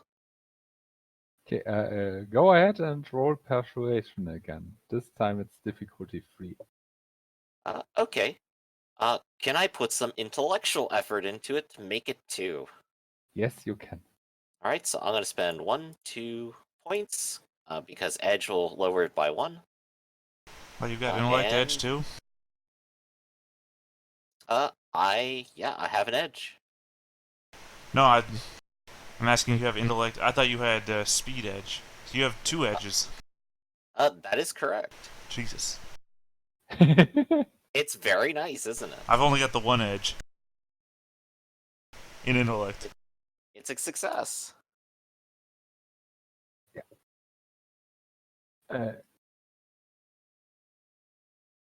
uh, he thinks for a short moment and then proceeds to say, "You have my consent, but you still need to convince at least one other elder." I see, and I understand. Um, do you know what one of the other elders is most concerned with? Maybe we could go handle that task next to gain their favor. What concerns do they see as the most prominent?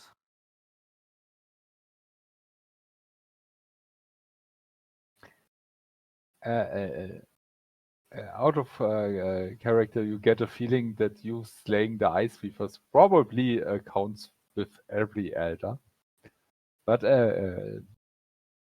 okay, says, you probably could help with building the houses. Uh, that sounds like a good idea. I'll go to my team and we'll work together and help put together the house.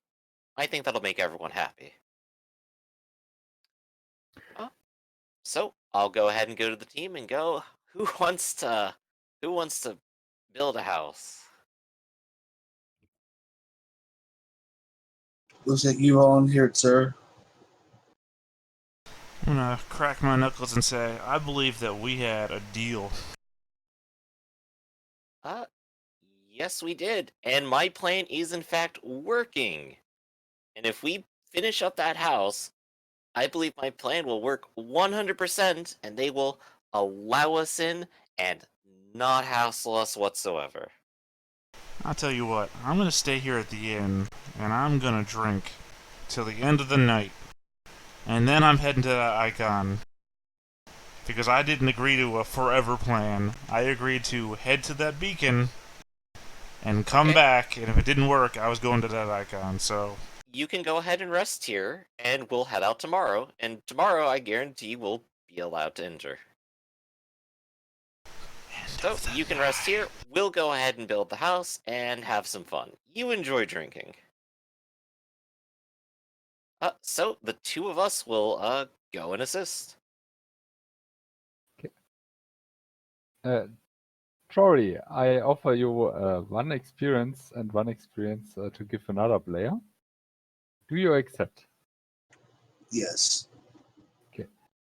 Yeah, you help building up the houses, and after a few hours, you slip and crash against the wall that's still in building, and hours of work crumble down. The villagers look displeased at you, but yeah, you continue working, and uh, they appreciate your effort, and you also manage to not repeat your error.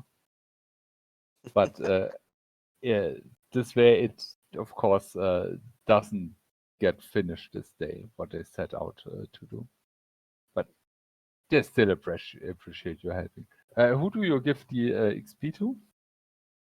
Poor lonely old Theta. Alexander needs it.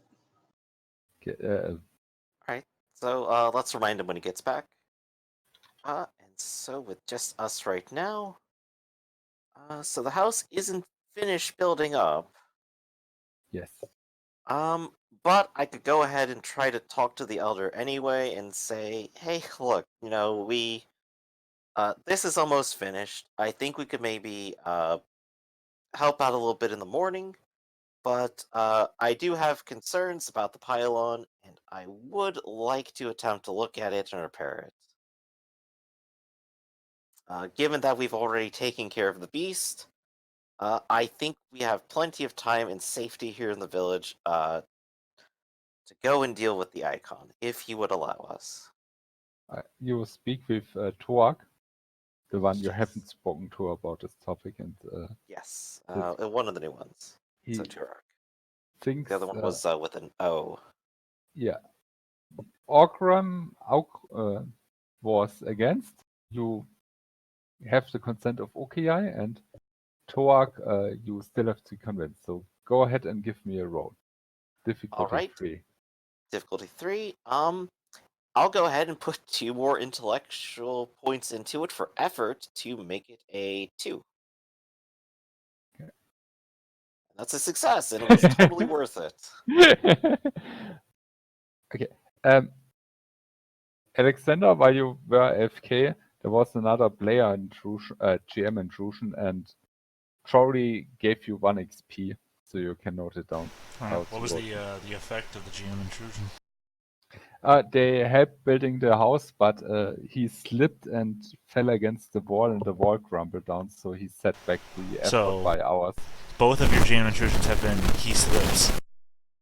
The same guy. No, this time it was Chory. First time it was Herbert. Ah, I gotcha.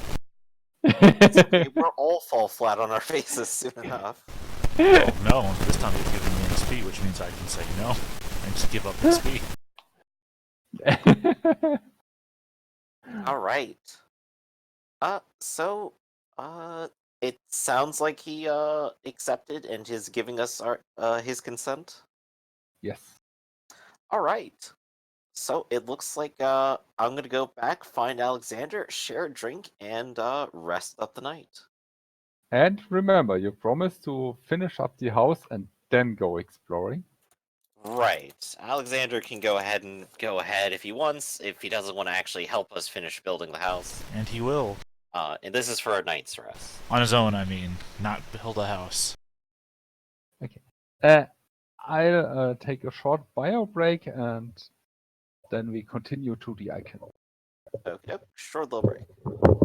Taking off my headset for a second to fix it. Half of it is not functional. I need to order one that's not going to break in 6 months.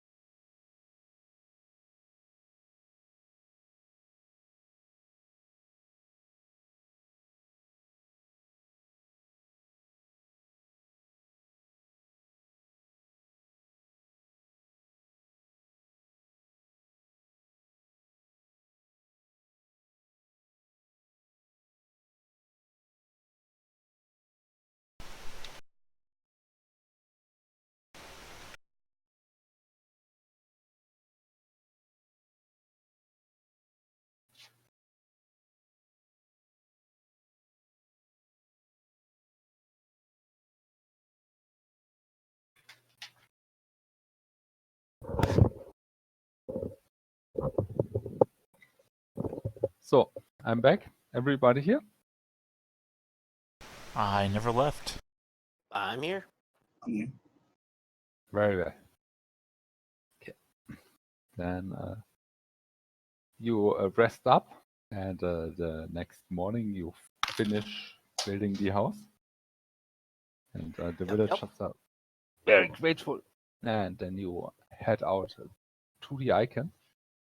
And when you go up the mountain, you see that the path is littered with small offerings and wood-carved icons. So yeah, the villagers really worship that thing and like to set a give offerings to get its goodwill.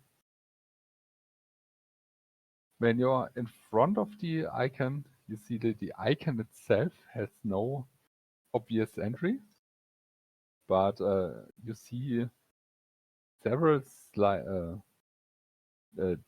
domes around it, and slightly below it there's a cave entry. A cave which you could enter. Well, this looks like the front door. So what do you guys think? Think we're gonna do this in one go in less than 24 hours? What are your bets? I mean, I left 12 hours ago, so... Well, 12 hours ago would have been the middle of the night. Yeah, no, I said I was waiting till nighttime for you guys to finish your thing, and if you didn't come back, or even if you did come back, I was leaving. Oh, well, what just happened was that we just accelerated to the next morning, finished up our work, and then walked out. Right, so I guess You you're left just... even earlier, then I guess it's just us two, and you've been there for a while. Yeah, you're gonna catch up with me. Okay. I told you, I wasn't waiting. Middle of the night. Let's see what happens. I told you I wasn't waiting, and then you told me, well, if you're not gonna wait, just go ahead then. And I was like, yeah, I am. That's what I said. Okay, sorry I didn't realize, but I guess you went in front of the icon for the others. Yeah, so I guess when they encounter me, wherever I get to, wherever the stopping point would have been for the group had we all gone together, I'll be there. Yeah. Also, in Numenera, days are 28 hours long. Oh, duly noted. Because, That's what the yeah, weird number was for. yeah, it's way in the future, and days get slightly longer, and if you go billions of years into the future, you get 28-hour days. That's also why people sleep or rest for 10 hours, not 8 hours anymore. Mm-hmm. The evolution has adapted. Conversely, they're also just lazy. Maybe. Okay. Yeah.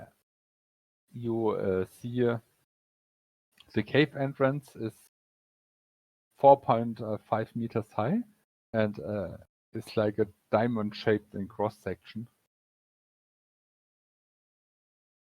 Who wants to enter? Well, I think, like we were saying, Theta decided to head out first, so he's kind of solo for a bit until we catch up in time.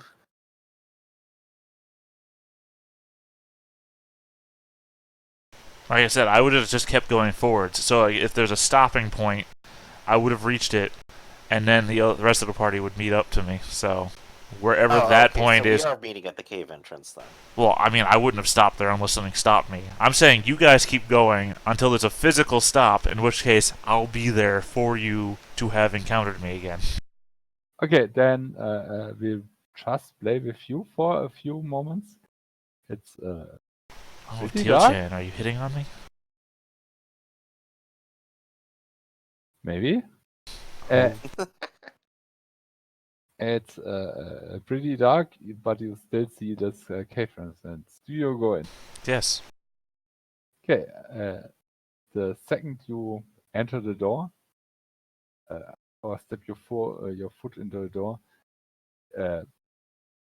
flashing lights go on. Give me an intellect defense of difficulty 8. When you say difficulty 8, you mean heroic? Yes. Well, that was an impossible roll. Seeing now you wanted a 24 or higher. Yes, without any assistance in easing, it's pretty impossible. That's true. Yeah, I would have spent most of my effort pool, most of my pool, getting it down to a very hard roll. And the lights, they stun you. But after a few seconds, you then can move again. Cool. Well, then I continue forwards if I'm not stuck in an epileptic seizure. Oh,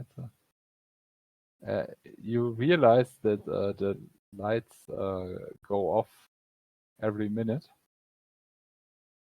and when you go closer in front of you, several of these gazers show up, not firing laser beams now, but they float in front of you, in front of you, and block your way. And Well, like you a have to wall of them, or just a couple of them? like get me the number. If I remember, it was something like 16 or so. And they're just like in a solid wall formation, or It's I don't know if you can get a solid formation with something like 16 of them, a solid wall, but yeah, like a wall formation. well, I'm like here. I'll just put a couple dots on the map here. To the right of Hubron is where I'm doing this.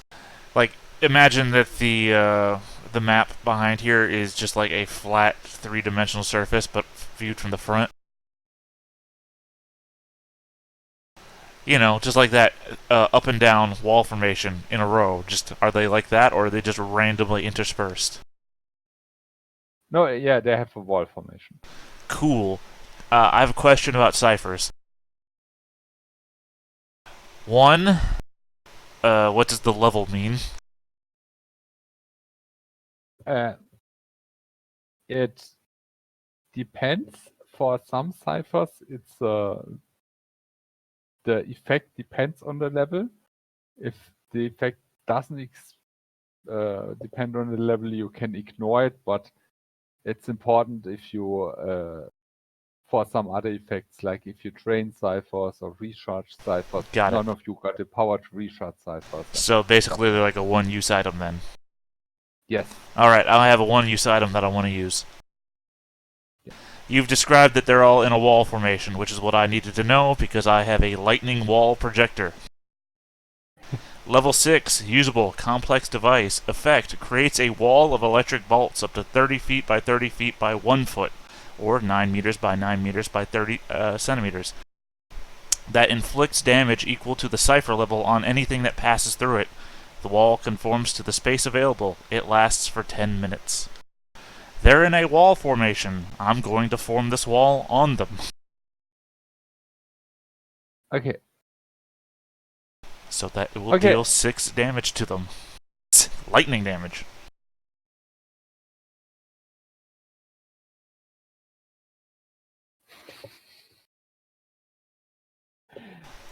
Okay, then please tick off your cipher. I mean, you still have the physical object, but all energy is gone. And yes, 16 floating balls drop on the ground. Cool. I mean, that's my catchphrase in character. Like Ash with his boomstick says groovy all the time. I'm just like, cool. Yeah, it's yeah. The power of ciphers, and when the GM doesn't keep track of who has what, like it should be, and you're surprised. Okay, you see several paths going out. 4 doors are open, the other doors are blocked, and there is this snow in here. Alright, are there footprints? No. Yeah, I didn't figure there'd be footprints from 40 years ago. When you say 3 doors, right? 3 doors are blocked? 4 doors. Okay, when you say blocked, what do you mean? Like physically blocked, or? No, 4 doors are open, the other doors are like shut down, and you don't see any way to open them. When you say shut down, I think you're implying something that you're not saying. Okay, I mean shut down. I mean it's like sliding doors, and the door really is in the door frame. Right. Okay, that's what I meant when you were not implying something. Because I'm imagining like wooden doors, and you're like shut No. down. What shut down means something else. No, sorry. Yeah, no, this is not wooden. This is pretty ancient tech. Well, I said something earlier that I'm going to lean on now. When I said to the domain of luck, I go in the third door that's open. Third from the left. Okay. uh, Gem intrusion time. Do you want an XP? No, I will sacrifice the XP that I earned before to not have this happen to me.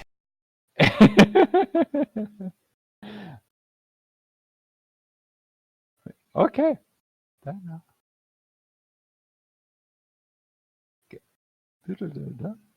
Okay. You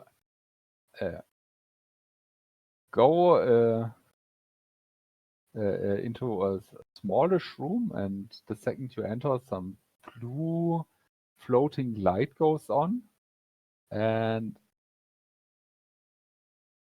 you give me a Numenera, understanding Numenera roll of difficulty 5. So you can apply your skill, and The book? I think it's 4. Does the book Yes. help? Okay, so I spend 30 minutes. Yeah. So what would you say the original difficulty was? 5, so it's down to 3. Demanding.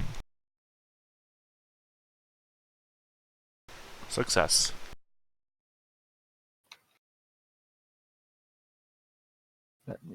Yeah, you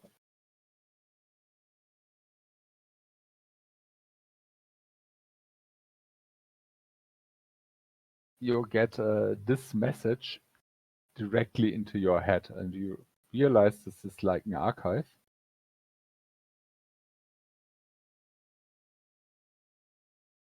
Inform me once you read the message.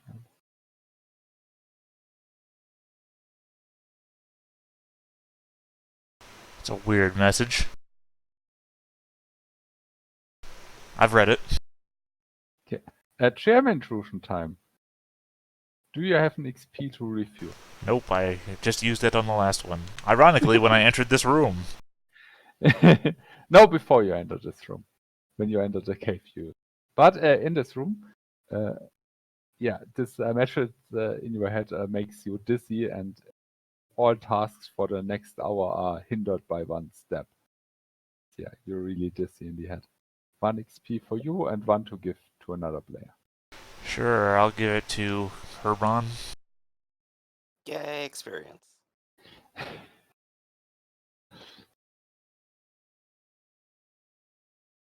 Okay, you're standing in this archive room. What do you do? So this is basically a dead end with a message that blared in my head, and it's filled with blue light. Yeah. Then you could probably look around the room to search for useful Numenera or Yeah, I'll do that. stuff.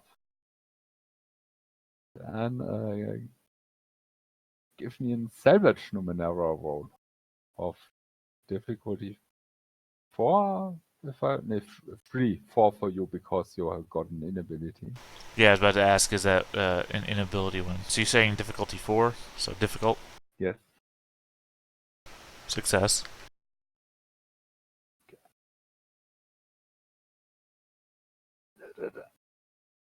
Let me just.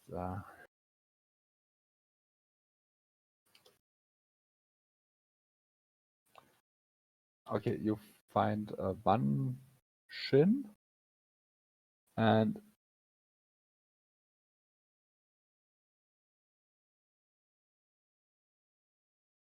okay. What is it? Oh yeah, and one cipher. Do you want to identify it? Yeah, I'll take the time. So that was standard, right? Yeah, with your book and skill, it's standard then. Success. Then I put a handout into your journal and also paste it, so you can paste it into your sheet if you want. Okay, there we go.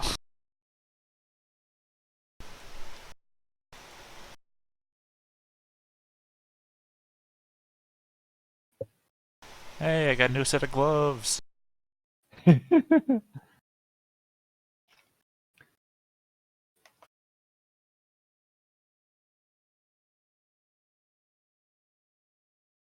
Alright, and I'll probably just take a short rest here, so that the other people can catch up.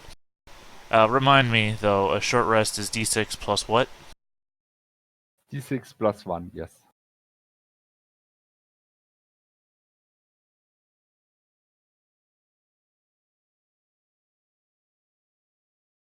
Which brings me up to 100%. Nice. And like I said, I take this rest so that you guys can now catch up to me. Right. Yeah, but I could see us. Go ahead. I mean, you got hours of time advance. I know, but I've actually spent 3 hours and like 40 minutes. Yeah. I mean, okay, if you're pushing me, then yeah, I'll go into another door. Yeah, but you went out at midnight and they went out at morning and then worked for a few hours and then went up the item. Right, like I said, I'll go into another room. Hold on. Yeah. I will go into the second room from the left. The second door from the left. Okay. Then give me first a perception roll of 4. 0 successes. Yes.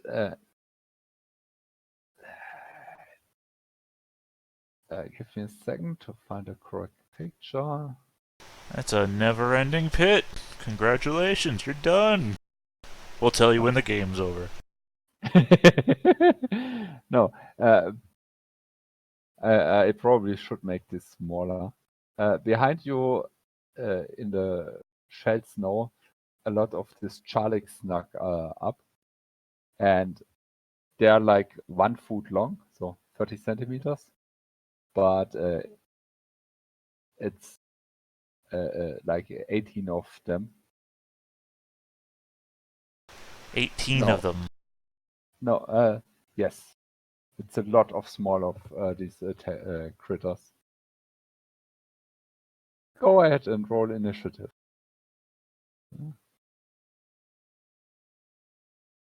Well, my corpse will at least be found with ciphers on it. You act first. Time to start wiggling my fingers.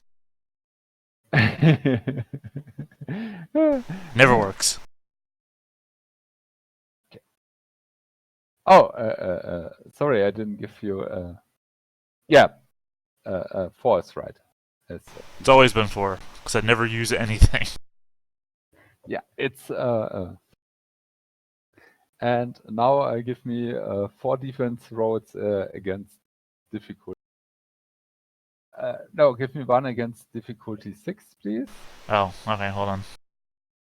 Okay. Well, I re-rolled a 12, and the 12 is gonna fail against a difficulty 6, so... No, sorry, difficulty 2, so 6 or higher. Well, Sorry. then a 12 passes. Yes, a 12 passes. So, and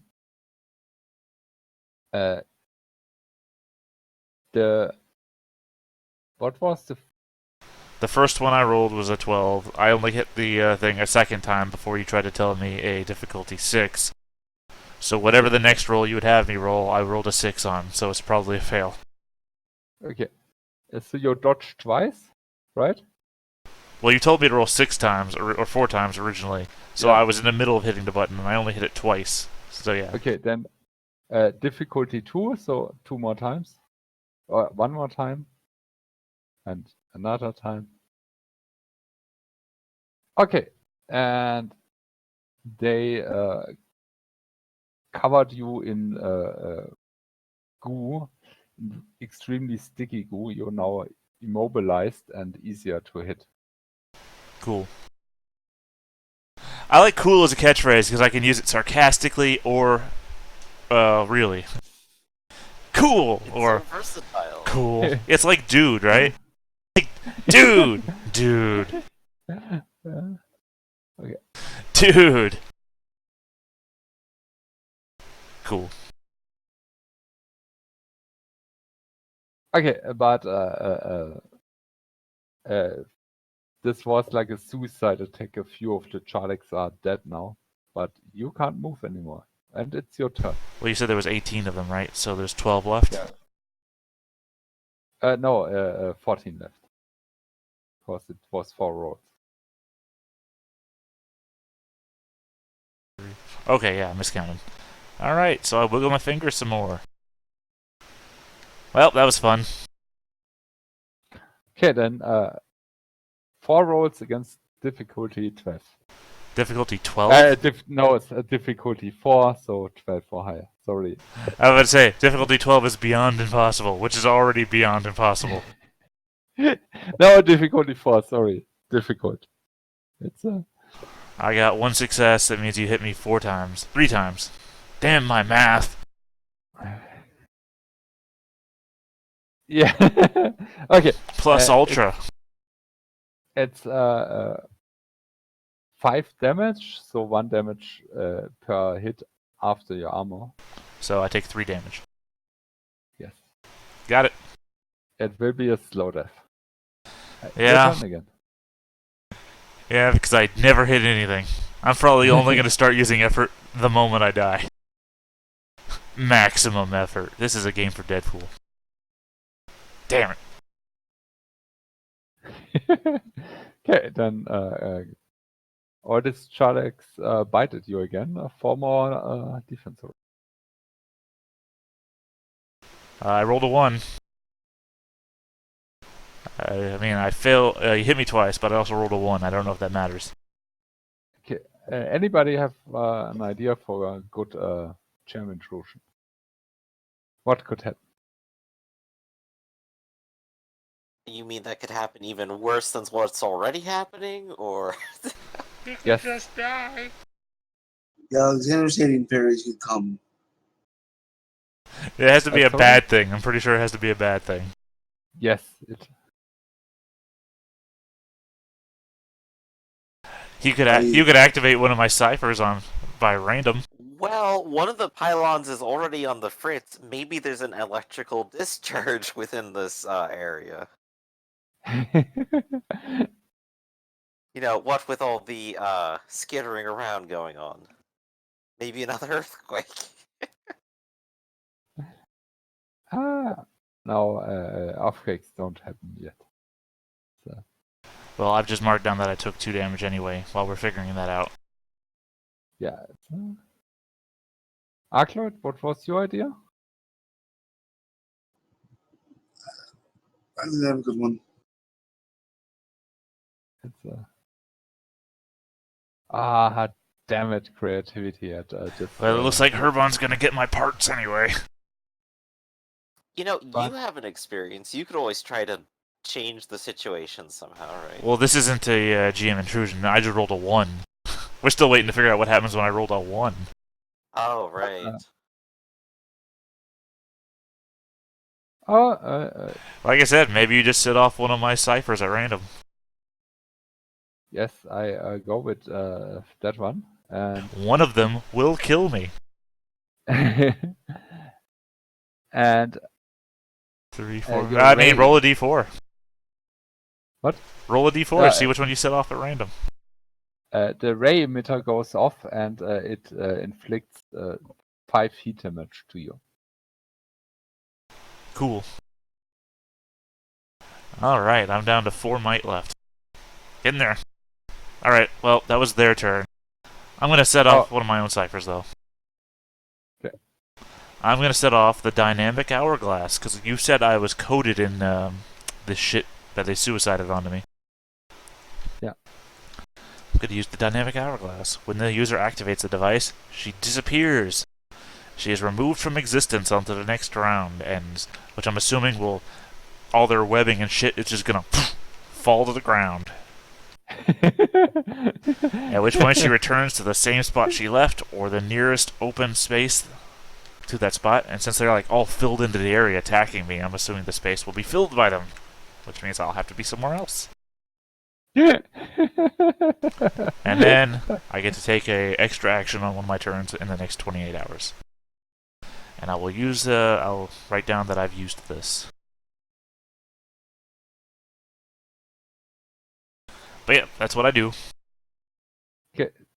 I mean, you still pop in the same room with them. Right, but I'm just assuming not in the same spot.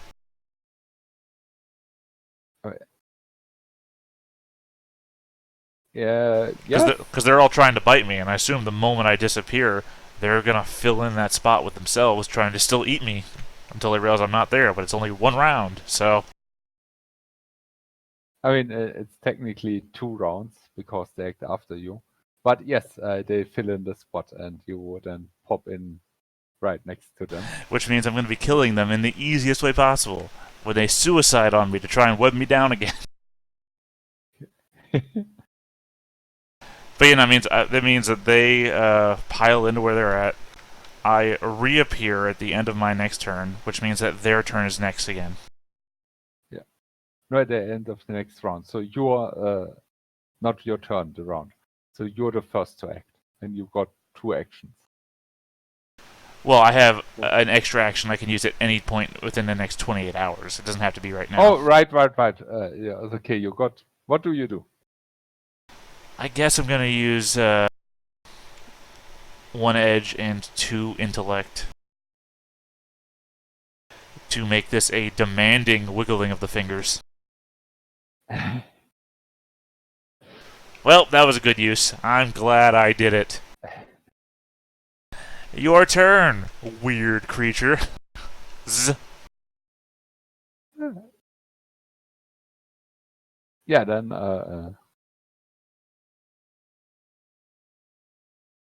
they try to immobilize you again, so roll against difficulty 2. Couldn't be done. It was literally impossible. No man on Earth would have been able to roll a 6 or higher.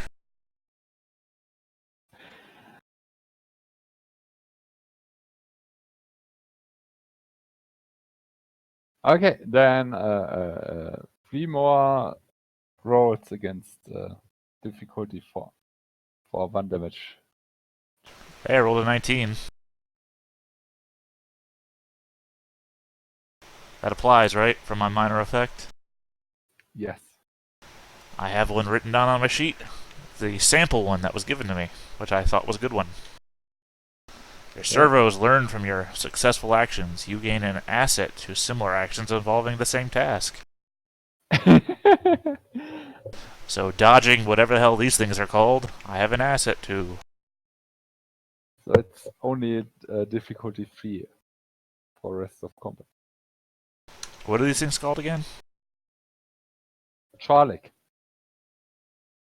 You got it. Alright, Charlic. my turn again, right? Yeah, did you note down the damage? Yeah, hold on. I didn't yet, but now I am. Okay. Done. Your turn. Oh, I misspelled it by 1 letter. I put an R in there. I thought you said Charlic. Yeah, I said Charlic. How much space would you say these things are taking up? Individually, 30 centimeters? No, altogether. And could you put that in feet?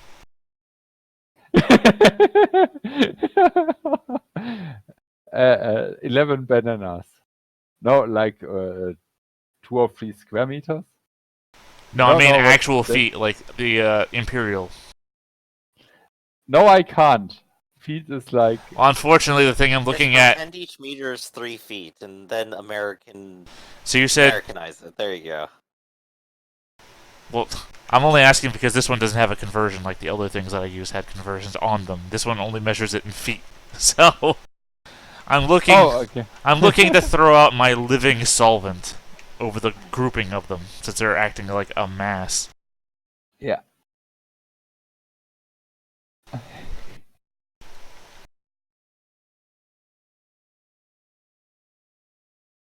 So I guess, yeah. So if you said 2 meters and foot is 3, 1 meter is 3 feet. That's what I just heard a second ago. Which means that I'd have enough to cover them all. Hmm? So yeah, I'm just gonna throw out the living solvent over all of them, which No, will eat them. You don't have enough to cover them all.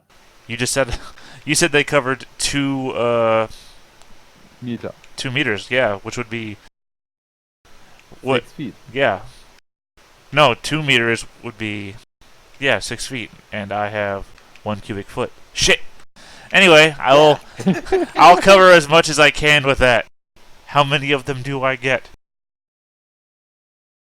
3 or so? Awesome. So let's So see. it's, That was what, 4?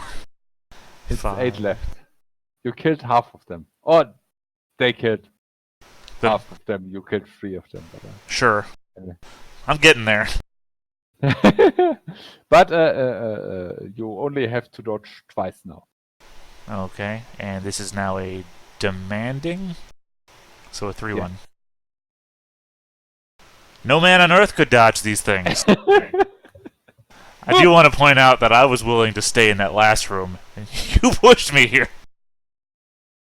Alright, I take 2 more, and I'm gonna die if I take 1 more hit. No, you become injured if you have 0 might. Okay, I'm gonna get injured. The damage applies to speed and then to intellect, but once you're injured, you get a difficulty on everything you do. Can't wait till I get too stupid to live. One might argue, was always there. Okay, then your turn again. Wiggle my fingers again. Oh dear God, I hit something. That is 4 damage as a ray of force shoots out of my hands into one of them. Okay, you injure one of them. Awesome. Not even enough to kill one. I was well and truly over my head from the moment I stepped into this room. You know the old saying, never split a party? In my defense, I warned Griff twice that I was gonna kill myself. You were warned, Griff. I didn't say we were leaving in the morning. I said I was leaving. Decision. I said I was leaving that night. To your face. Okay, then 2 more dodges, please. Okay. You know what? I would say I would use effort to aid me in these dodges, but that was like not a possibility either. I have a weakness in speed, and I have something else. I can't remember what it is. Also hindering my use of speed stuff. Yeah, so I will be like half of my remaining health just to try and dodge. Yeah. So yeah. Oh wow, another one. What could possibly hurt me now? Well, that's the last of my might. And 1 more speed. Well, what's your idea this time?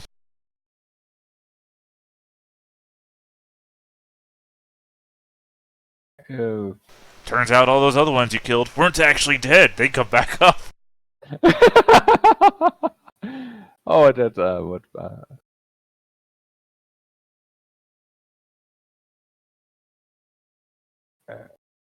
Anybody got cool ideas? It's Their predator shows up, the thing that eats them. Oh, they are the predators around here. Yeah, but they eat cave flyers or ceiling flyers, as they are called, and a bunch of ceiling flyers now flies past you, disturbed by all the commotion. You get an additional difficulty the next round on everything. So Go ahead and attack. Or do whatever. I don't. You could do something else. I could, but I don't really can't because I'm immobilized. Also, now I'm trying to shoot with a 5, where I was never able to hit with a 4. No, you shoot with a 6. You said +1 difficulty. Yeah, +1 for you being injured, +1 because you're distracted by Oh, the my kick. mental stuff is also magically injured. Well, either way, I didn't make it with a 5. Yeah. I mean, you could try to get rid of the goo and run out of here. You didn't describe it as that kind of goo. You said when you say the word goo, I'm thinking like Acme glue, right? Where if I put my hands in it, I'm gonna have my hand stuck to my leg. Yeah, Yeah, that's what I'm saying. Well, that was a weird way to say that. I think you are hitting on me now.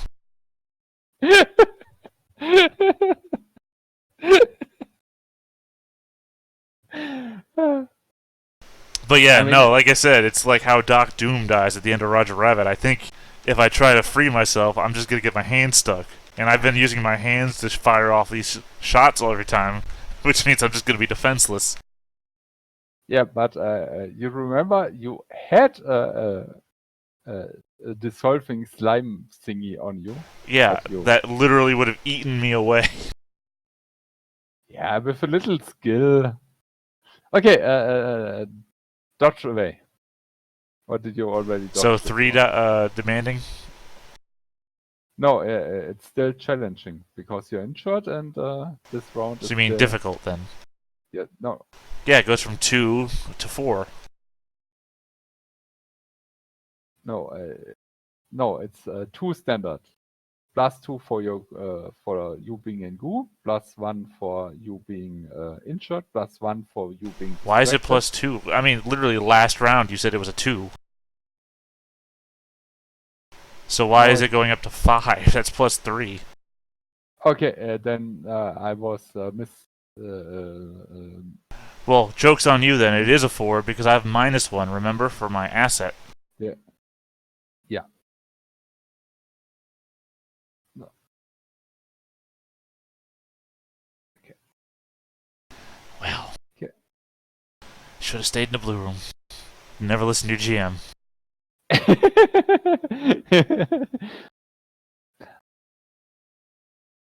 They would have found you in the blue room too. Yeah, but I could have just shut the door. Only if you spotted them, which you didn't. Okay, your turn again. Well, I mean, by this measure, my attack roll would be intimidating, which is like 20. So No, it's back to challenging because the challenging is thing 5, which is what, 18? Yeah. 19? 15. Challenging is 15. Jesus Christ, and I haven't been able to roll 12s. Well, got another 1 for me?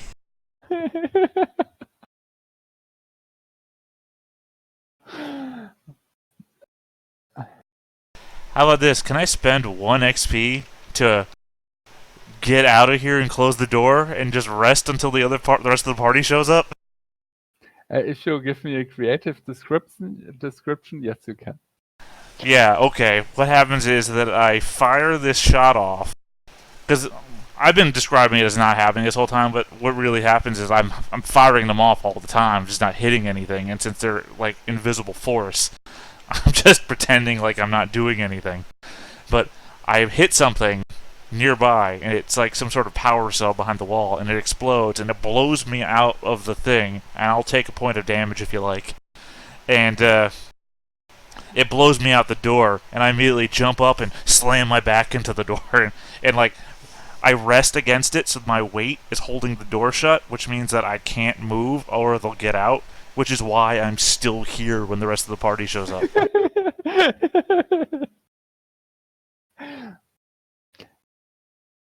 Hello, rest of the party. By the way, since it is a couple of hours though, could I take a rest sitting here with my back to the door?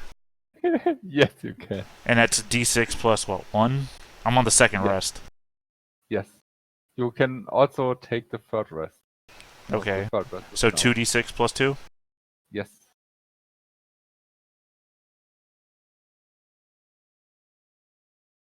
Alright.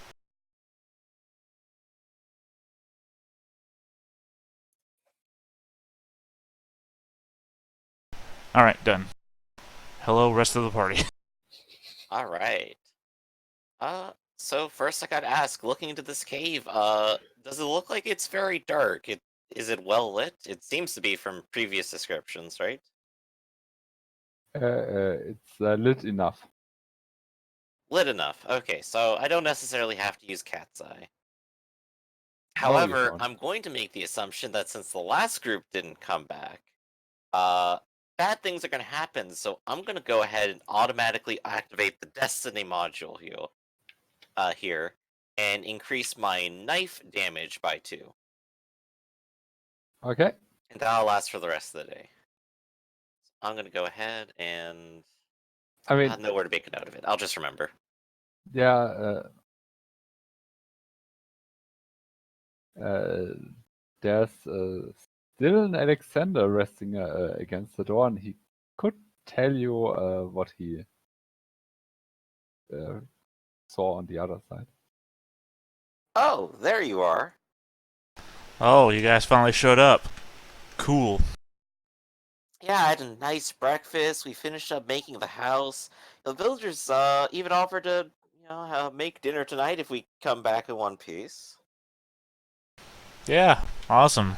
Did you You like seem what you're doing like you're doing great here. Well, to be fair though, I probably look alright. That resting pretty much brought back most of my stuff. I imagine you probably still have like some scratches and like goop all over you. Oh yeah, I'm probably still Exasperated. probably covered in goop. Did you like what I did with all those little floaty orbs back there? Oh, I saw them. It's like this nice big trash heap. I'm gonna go over that later. Yeah, I don't know what they were doing, but I put an end to that. Well, whatever they were doing, I'll never know. So what's up with this door? You having trouble with it? I can open it. Oh yeah, sure. Hold on. I'm gonna get up, and I'm gonna very deliberately start standing up in a way that I'm supporting my weight against the door, but like try to make it look real natural. Here, you might need my hand with it, and I'm gonna stand closer to the hinge of the door, and it look like I'm ready to pull it open. On 3, right? Yeah, let's do it. All 1, right. 2, 3. And I jump real hard to the right hand side, so I'm not in the way of the door when it opens.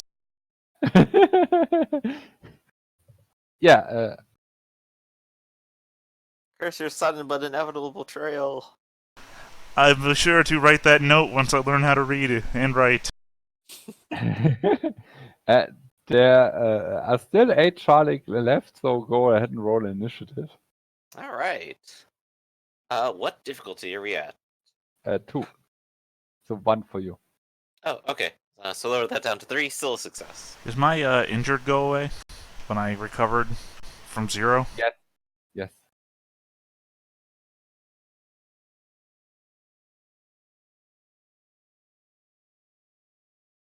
Wow, look at that. Another 1. Not by me this time.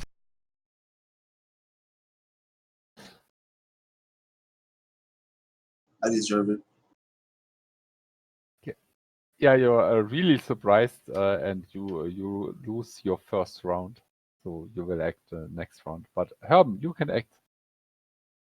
Alright, so there are 8 things and 3 of us, and I don't like that, so I'm going to activate my, detonation web.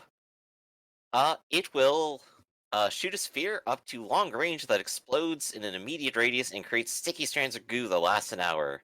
NPCs caught in it, cannot break free unless they are level 4 or higher. Okay, so basically what happens, you pull it in place, you all stand a few meters back, and you wait for Alexander to just blast him away with his hand motions. Well, I mean, they've got bows too. Yeah, and I have this dagger too, but yeah, we Yeah, but stick them in place and then sweep them up, yeah. but if you stand back, you conserve your arrows, and you don't have to get into danger with your knife. Yeah, but I look at it this way. How long does it say they're stuck for? Because this could be days. An hour. So this could be days you're counting on me not to miss people, even if they're immobile. It's fine, it's fine. We can also just leave them there and continue about our business.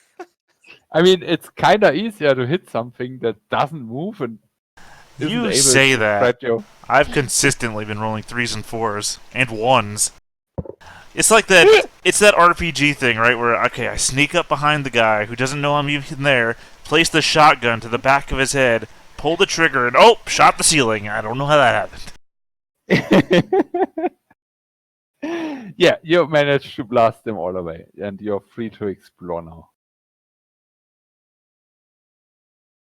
All right.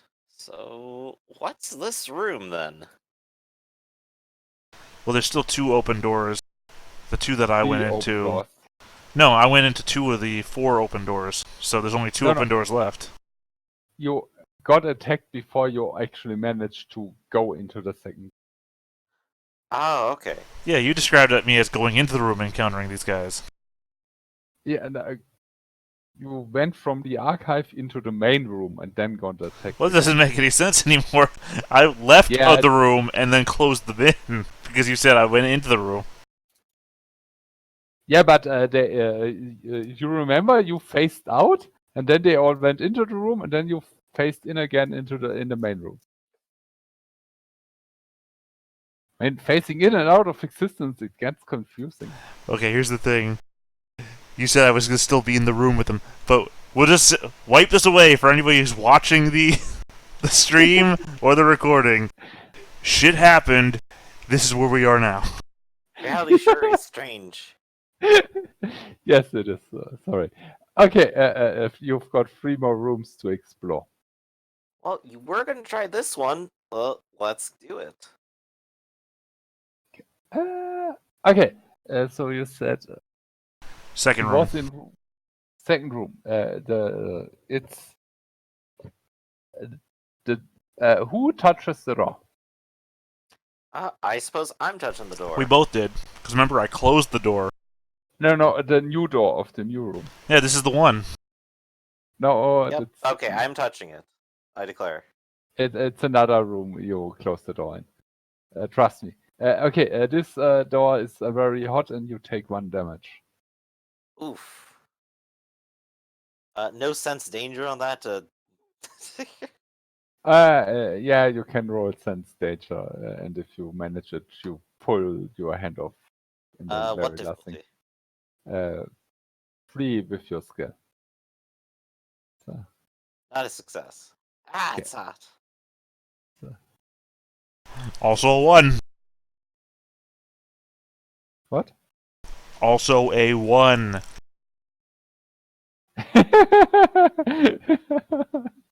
Oh, you just managed to roll lots of ones today. Okay, yeah. Anybody? So yeah, you sense no danger at all, and you think it's completely safe. So you touch it with both hands and take 2 damage instead of 1. Ah, no. Guys, I think something's wrong with my brain. My internal danger sense. It's malfunctioning. Yeah, and I mean, who honestly opens a door with 2 hands? What are you doing? Well, it looked really heavy. I thought I needed the extra hand. Maybe he's been possessed by a raccoon. It also seemed cool and my face felt hot, so I thought I'd just rub my face on it a little bit and that'd make it easier. Cool. Okay. Alright. So it is hot, but you know what? I think I had a crowbar in here.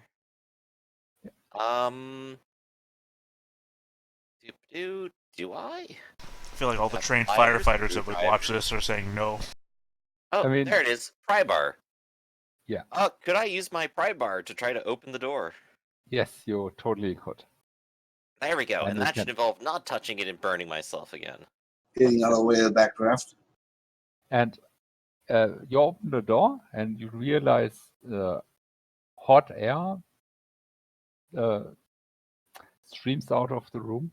And if you go in there, if you stay for 10 minutes, you take 1 damage per 10 minutes. Because, yeah, the air is really hot. You see hundreds of pipes and hear gurgling noises. with liquid flowing through them. And in the room, you also see a hologram-like screen, which you could investigate, but would probably take you at least 10 minutes to do so. Right. So let's see. So I'm guessing the pipes are generating the heat, so it's not going to dissipate if we just leave it open long enough. Exactly. And my phase shift doesn't necessarily make me do things faster. Nope. Given that I took 1 damage touching it, I guess, environmental damage-wise, I'd probably be looking at another 5 for being in there for 10 minutes, right? No, no, 1 damage per 10 minutes. That's pretty sustainable. But I'm not someone who understands how that console would work. Someone else could try to mess with it, who actually knows stuff. And I'll just, like, slowly pan my head towards Alexander. Cool. It Actually, doesn't not look cool. like It's there's very anything hot. dangerous in here other than the stuff. Yeah, I'm pretty sure don't touch the pipes, right? Yeah, don't touch the pipes. Try not to breathe in too much aerated magma or whatever's in the air, and have fun with the console.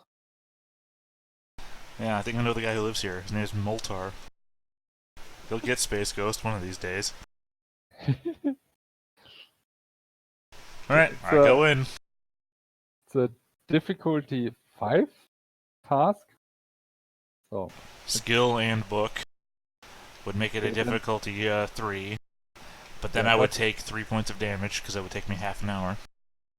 it would take 4 points of damage because it takes you 10 minutes base plus 30 for the book. Cool, so almost injured. So, gonna use some points from the intelligence. Because even with a 3, I am prone to failure. So, marking down 2, put the 1 from Edge. To go to Standard. And then 2 more to go to Simple. Nice. Cool. You And I already marked down the damage. you realize you're looking at basically the power control, and you see a diagram that looks vaguely like the valley plus all the pylons, and one of the symbols is darker than all the other pylons. Sure, I'll redirect power to bring that dark pylon back up. Okay, then give me another difficulty 5 roll. Do my other things come into play here? Your skill comes into play, and if you want to spend more time and effort, then you can do so. Oh, well, it's already a base 10 minutes. Which is gonna take me down to 1 might remaining. Does it automatically go to might, or can I just choose to take damage and speed? No, it goes to my turn. Okay. Because if I do that, here's the irony. If I choose to do something that'll make it, like using the book, I'll take 3 damage, which makes me injured, which will negate the entire point. Yeah, but I guess it would happen after you make the roll, so... you could still apply intellect effort. Right, but I'm saying the act of being in here more than... Because you're saying it'll take me 40 minutes if I use the book, right? Well, Yeah. by minute 20, I will have gone to injured.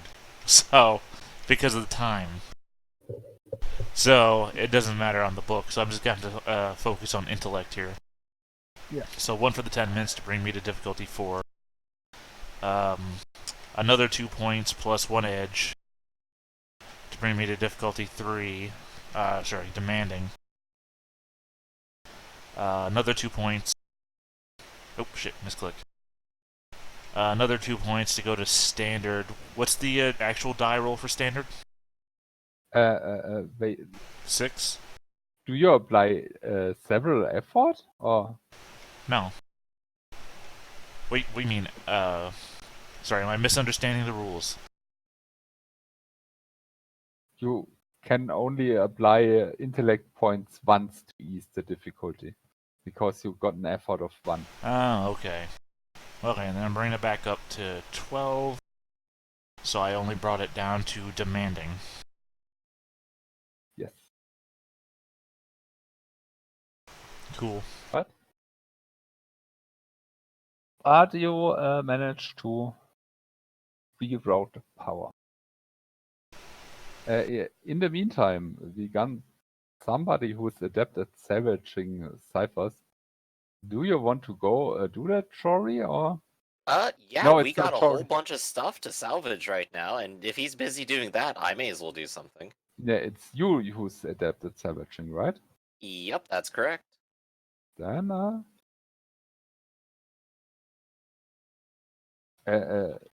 Yes. take the damage for the 10 minutes and give me a roll of whatever.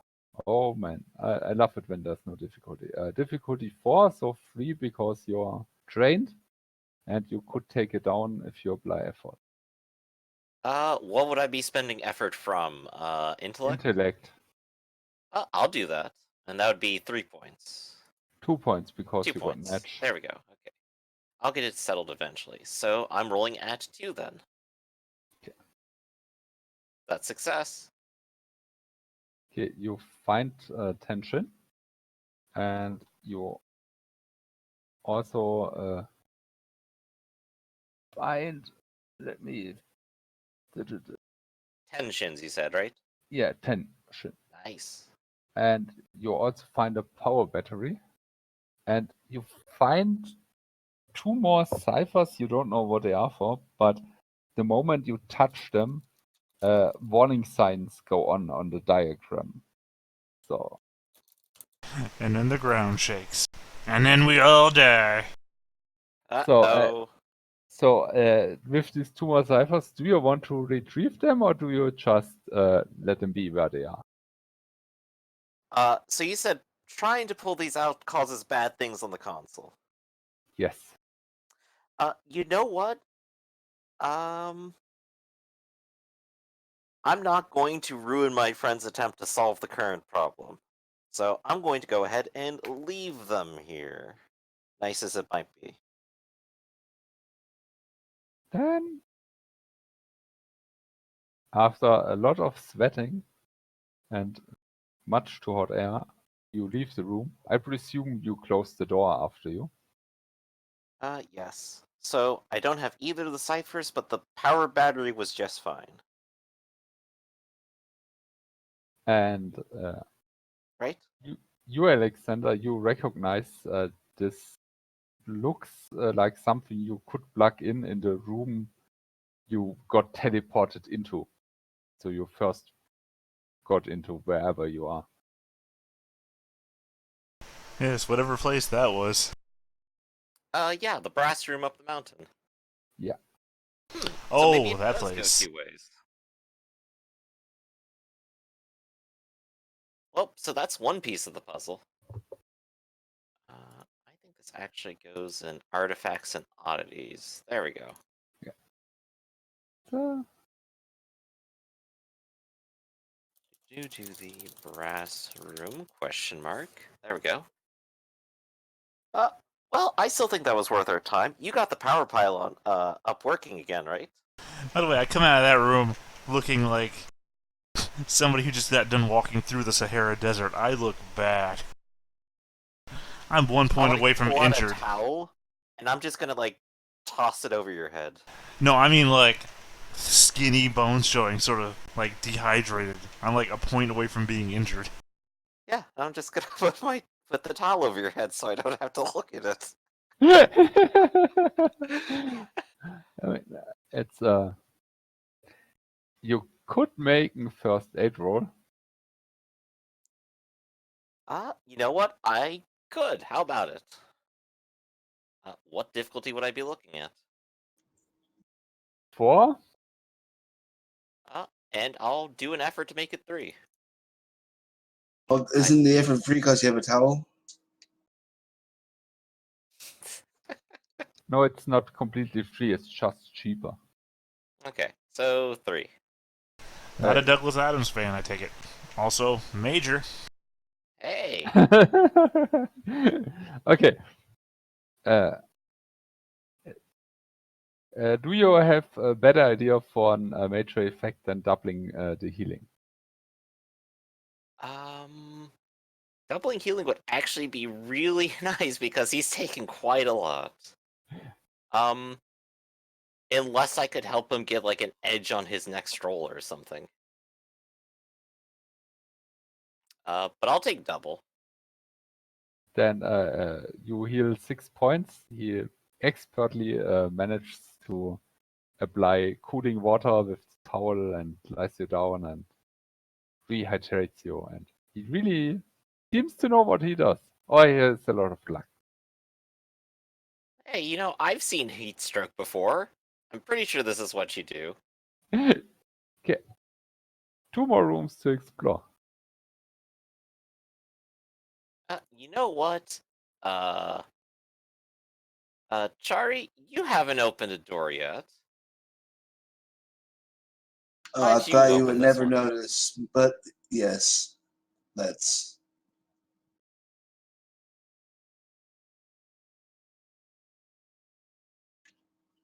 all right.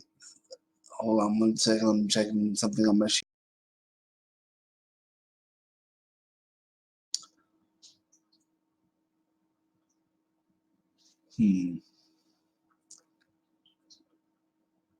I have a remote viewer. It splits into 2 parts. One part acts like a camera. I was wondering how, like, thick that was. If I could use that to see what's on the other side of a door. Let me just take a look at your remote viewer. Da-da-da.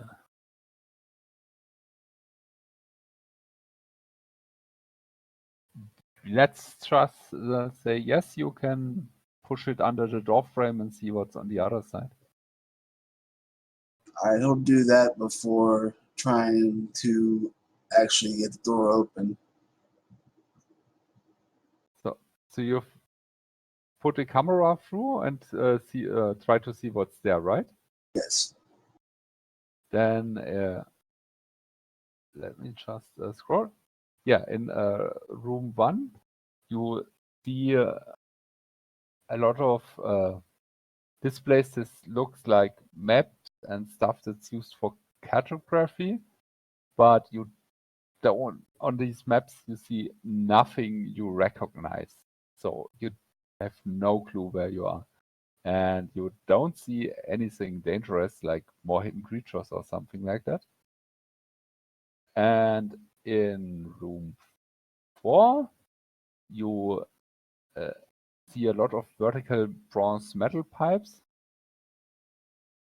and also a dead mummified human on the floor. That's the room with all the heat. No, these 2 rooms are rooms you didn't explore already. And Well, something mummified a body in there. That does not look like the safest place to be. I mean, in room 4, it looks like he's been dead for a very long time, and the dry air and everything like that made it work. So you can't really see what killed him. But it's probably a long time ago. Definitely Like sounds 40 like years there's ago. something in there. So you want to explore room 1 first? Yes. Yeah, like I said, you see a lot of cartography stuff, and you could go about salvaging things. I'll do another salvage roll. What are we looking at? Base 4? Base 4. Do I spend or do I not? I'm not using my intelligence for anything else. I'll spend. Success. Yes, you find something the size of a briefcase with a series of bronze spheres and thin pipes and needle-like projections sticking in many directions. It's you recognize this as a navigational device, another device you could plug into this bronze-like room you first saw.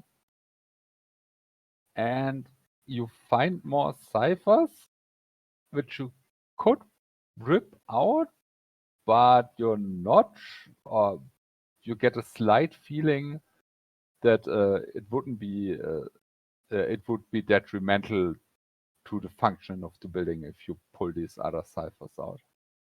Right, and sort of my goal or implied goal is to not destroy the village by our actions.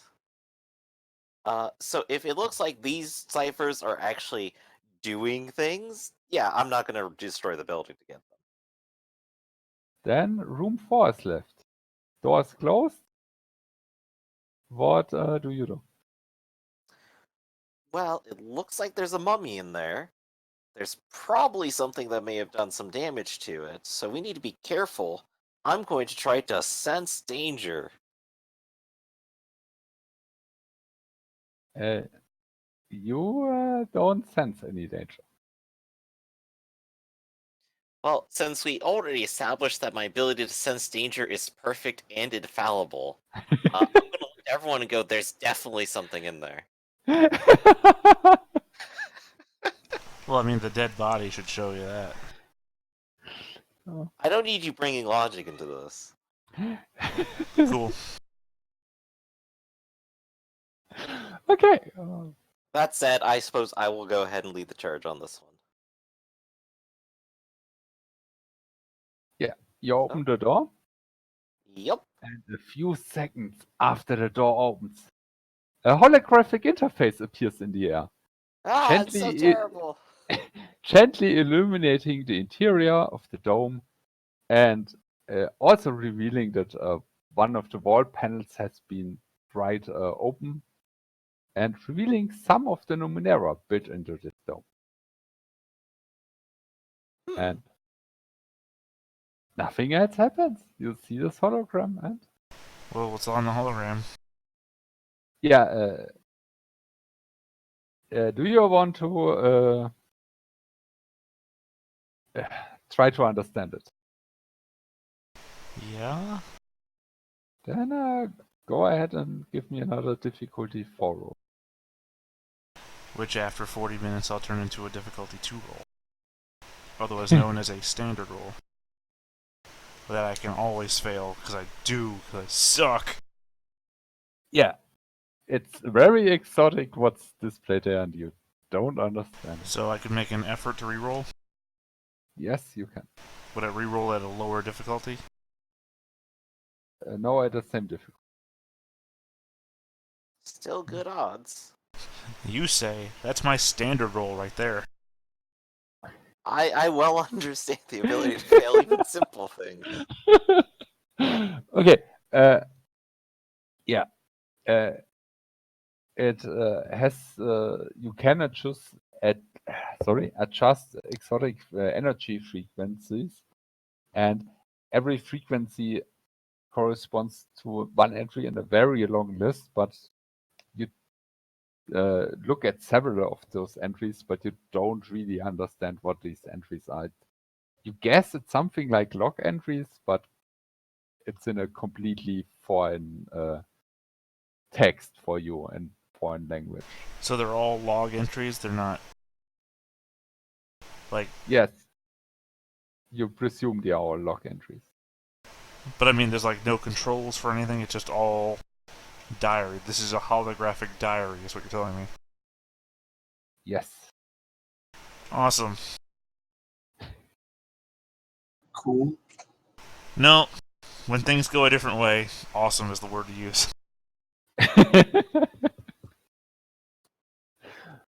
Look, you're not from the future state from the year 3 billion. That's right, 3 billion.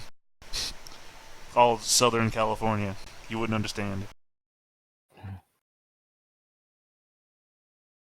Well, so we got a diary here in holographic form and a dead body.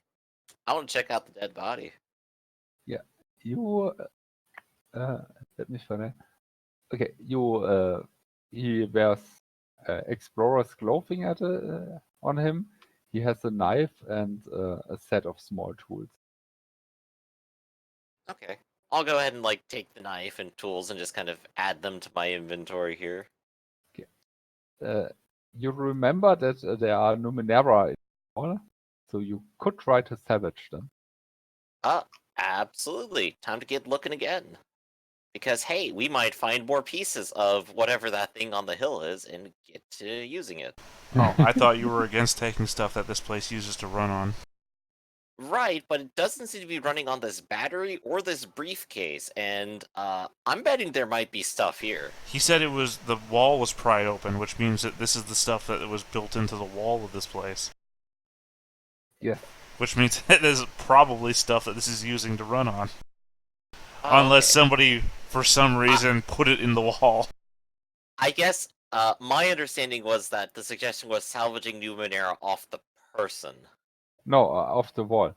But Okay. it also seems there are essential and non-essential systems, and you can take off non-essential systems. But we don't know what those are. I could figure it out. That's what I do as a job. So what difficulty are we looking at for? 4. Okay, 4 and then 3 because I'm skilled. Yes. Alright, and I will go ahead and put effort into it, making it 2. And maybe it's you only take up the backup system, so it will fail in 50 million years instead of 50 million years. 50 Mondays. Yeah. Hey, success. Yeah. Okay. Yeah, you find a blue crystal, which has roughly the size of a human head and 7 shins.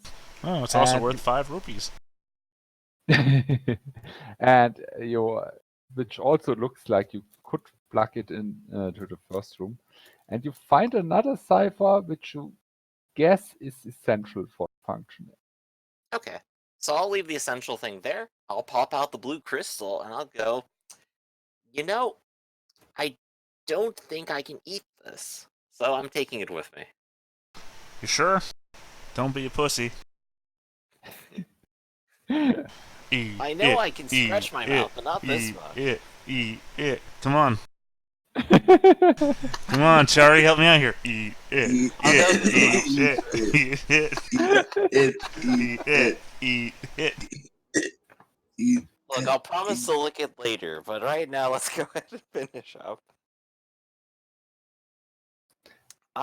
So I know I've explored 3 out of 4 rooms now, but what about that 4th one that Alexander explored earlier? Are you prone to bouts of epileptic seizures?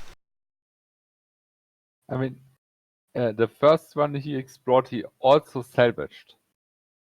Oh, okay. Did you find anything there? That's why I'm asking you. Are you prone to bouts of epileptic seizures? Not that I'm aware of. So you don't know, is what you're telling me. Well, there's one way to find out. And that's the way. That's what doctors love to hear. The doctors. Well, my point more is, did you find anything that looked like it could, fit into the brass room up the mountain? Are you allergic to Or penicillin? non-essential Only one way to systems? find out.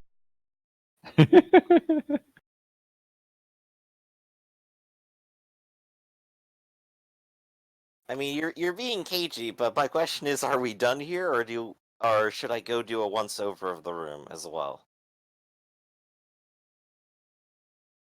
I'm not being cagey. I don't know. I was in there. I got what I could find. There's nothing else I know. What did you find? This glove that I'm wearing. Okay, cool looking glove. Doesn't look like an essential transporter piece.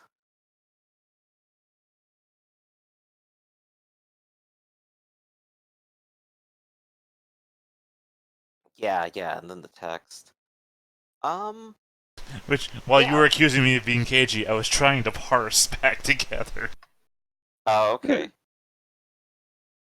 Big- But yeah, I'll check out the room and I'll do my own salvaging. Yeah, this room is salvaged. You won't find anything else. Okay. So I'll look at what we have. We have a battery, a briefcase, and a blue crystal, and a room up the hill, which we could probably go back and check out. So let's go ahead. Um, so this place only had the 4 rooms, correct? Uh, Plus yes, the ones there that were are. closed. Yes. Okay. So since everything seems good, we even fixed the place. Let's go ahead and go back up top. Well, wait, give me that blue crystal you didn't eat yet. Yep, right here. Alright. I'm gonna search for a place to put that in the blue room.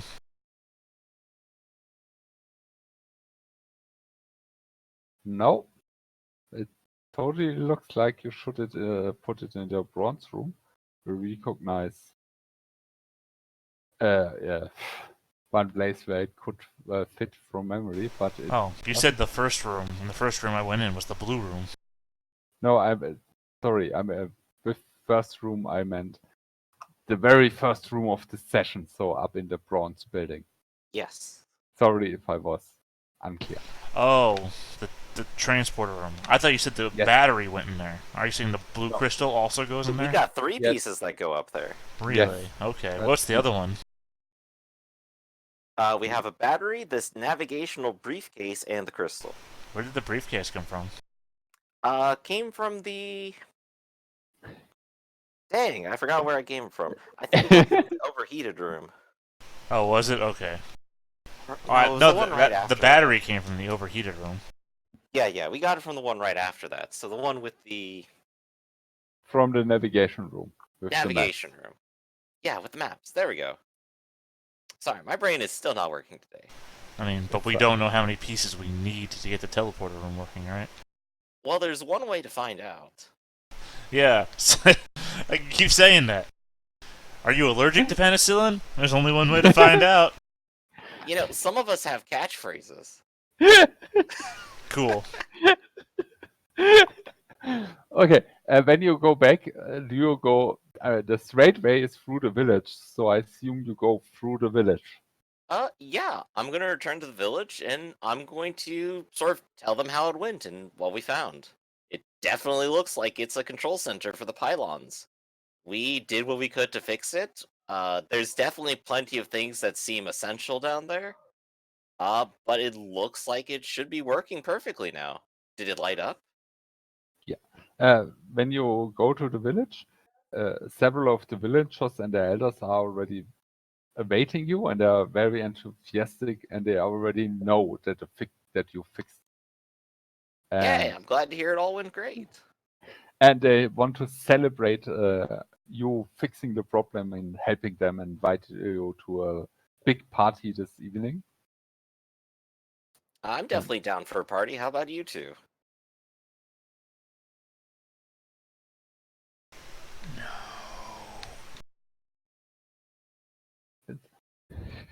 I heard a whisper, so that means you're coming with us. Okay, but if you're not done this party by midnight, I'm leaving. Okay, fine. We'll fix it after the party. Yeah, the elders also give you 50 shin in total, so it's yours to up to you how you distribute them. Cool. And And Right, easily. since I'm holding on to a bunch of the stuff I salvaged, you guys take 20 each, and I'll take 10. Such an easily divisible number between 3 people. Yeah, that's why I made it easier by taking less. A habit I hope you're used to getting into. And I mean, I'm Elder literally hoarding 17 that I found off the ground. So and Elder Aukram invites you to stay in the village forever and become part of the village. We can always use helpful, skilled people like you here, and we need to think for the longevity of the village. well, But if we fix up the teleporter and if we can do the same thing on the other side, I bet we could actually secure a permanent link to this village to the outside world. oh yeah, and Elder Torx says, yeah, he would totally understand if you leave. So it would be so sad, and you would totally get a meeting that he would be very happy if you leave. Yeah, I mean, it's only an hour's trek through cold so biting that it physically hurts you when you walk through it from the teleporter to here. I'm sure we could just tell people to wear jackets when they come through. It'll be fine. Yeah, you wear jackets, which means you only get hurt once every hour instead of once every 10 minutes. It's fine, it's fine. Yeah, carry your baby in this weather. I mean, if we want to know if people will actually take the risk, there's only one way to find out. Still allergic to penicillin, are you? Okay, do you want to also rest and go the next morning? Because if I remember correctly, some of you are still hurt. No, I'm all for getting out of here. It sounds like Alexander wants to leave as soon as possible, so I'll just go ahead and take a couple of rest rolls here. I didn't know if he'd healed any or not, so here's some rest rolls. What do you need? What Sorry, could you repeat? I only understood half of what you said. I'm sorry. I have some damage to my speed. 5 from 11. Okay, but you didn't use any rest rolls today, so you can just roll ahead and roll the first one, 1d6 plus 1. All right. I mean, I've used 2, so whatever rest roll I would make would be in a long time, so... And I want to get out of here as quick as possible, so I'm not. Okay, and you could also use your 10-minute rest for another d6 plus 1, or you could save up the rest for later. That's up to you. I mean, you're partying long enough, so you could make that roll. Okay,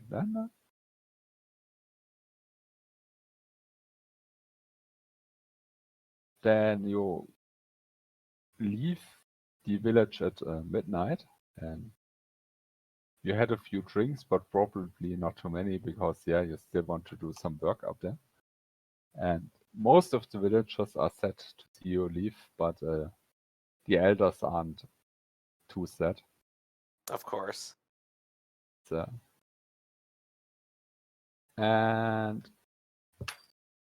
then you reach the teleporter room thingy, and I realized I could have showed you that picture earlier.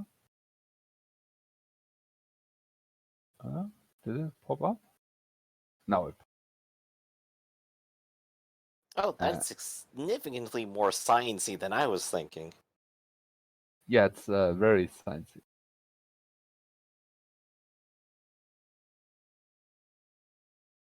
And you got 3 pieces, and you've got 6 repair rolls to make from difficulty 1, then 2, then 3, then 4, then 5, then 6. So you can do all the work, and I'll set up a comfy fire over here and watch you do the work. Is anybody skilled at crafting Numenera? And everyone go silent. I I mean, definitely cannot. I am impaired. Oh, if I I mean, could have chosen that for my new day. yeah, because I forgot to ask you, you can totally choose that, and then you are neutral in that, because then your inability gets cancelled out. And I take it Alexander can't craft, correct? I just understand Numenera, that's all. Okay. My So, one and only hey, skill. up to you. Okay, then sorry. I'll take being neutral at it. You take what? I will take being neutral at it then. Okay. I presume you have tools with you? We even have an extra set of tools. I have a bag of light tools. Then that's one asset. So the difficulty on each roll goes down by one. So the first one is an automatic pass. And so you've got 5 to make. Difficulty 1. Give me a roll. And it's up to you if you apply effort. But So simple. yes. Okay. Then difficulty 2.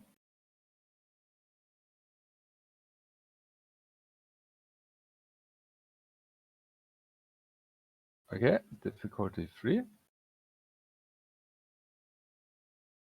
That was close. Difficulty 4. Yes. I think I'm going to use that an edge on this one. So what do I damage on? Yeah. You have then to spend 2 intellect points. Okay, because I have an edge on. Then, and so it's a 3 instead of a 4. And then next is a 5. Okay, you failed to do that, but you can apply effort to retry. But then you can't apply effort to make it easier. That will apply for to retry. So that's another 2. Yes. And another roll at 5. Challenging. Yeah, it's sorry, it's at 4 because of the easing, but yes, go. No, it's 5. Sorry, 5. Well, Okay, that would you have failed. been a failure anyway. You, I guess, this close to success, you want to apply another effort, and Oh, hell yeah. I'm going to burn my brains out. I believe in you so much, I'm making s'mores for you as we speak. Sweet. Okay, the s'mores have to give me some kind of a bonus. No, they don't. The s'mores do nothing. Just like these goddamn goggles. Okay, yeah, another 2 intellect going down.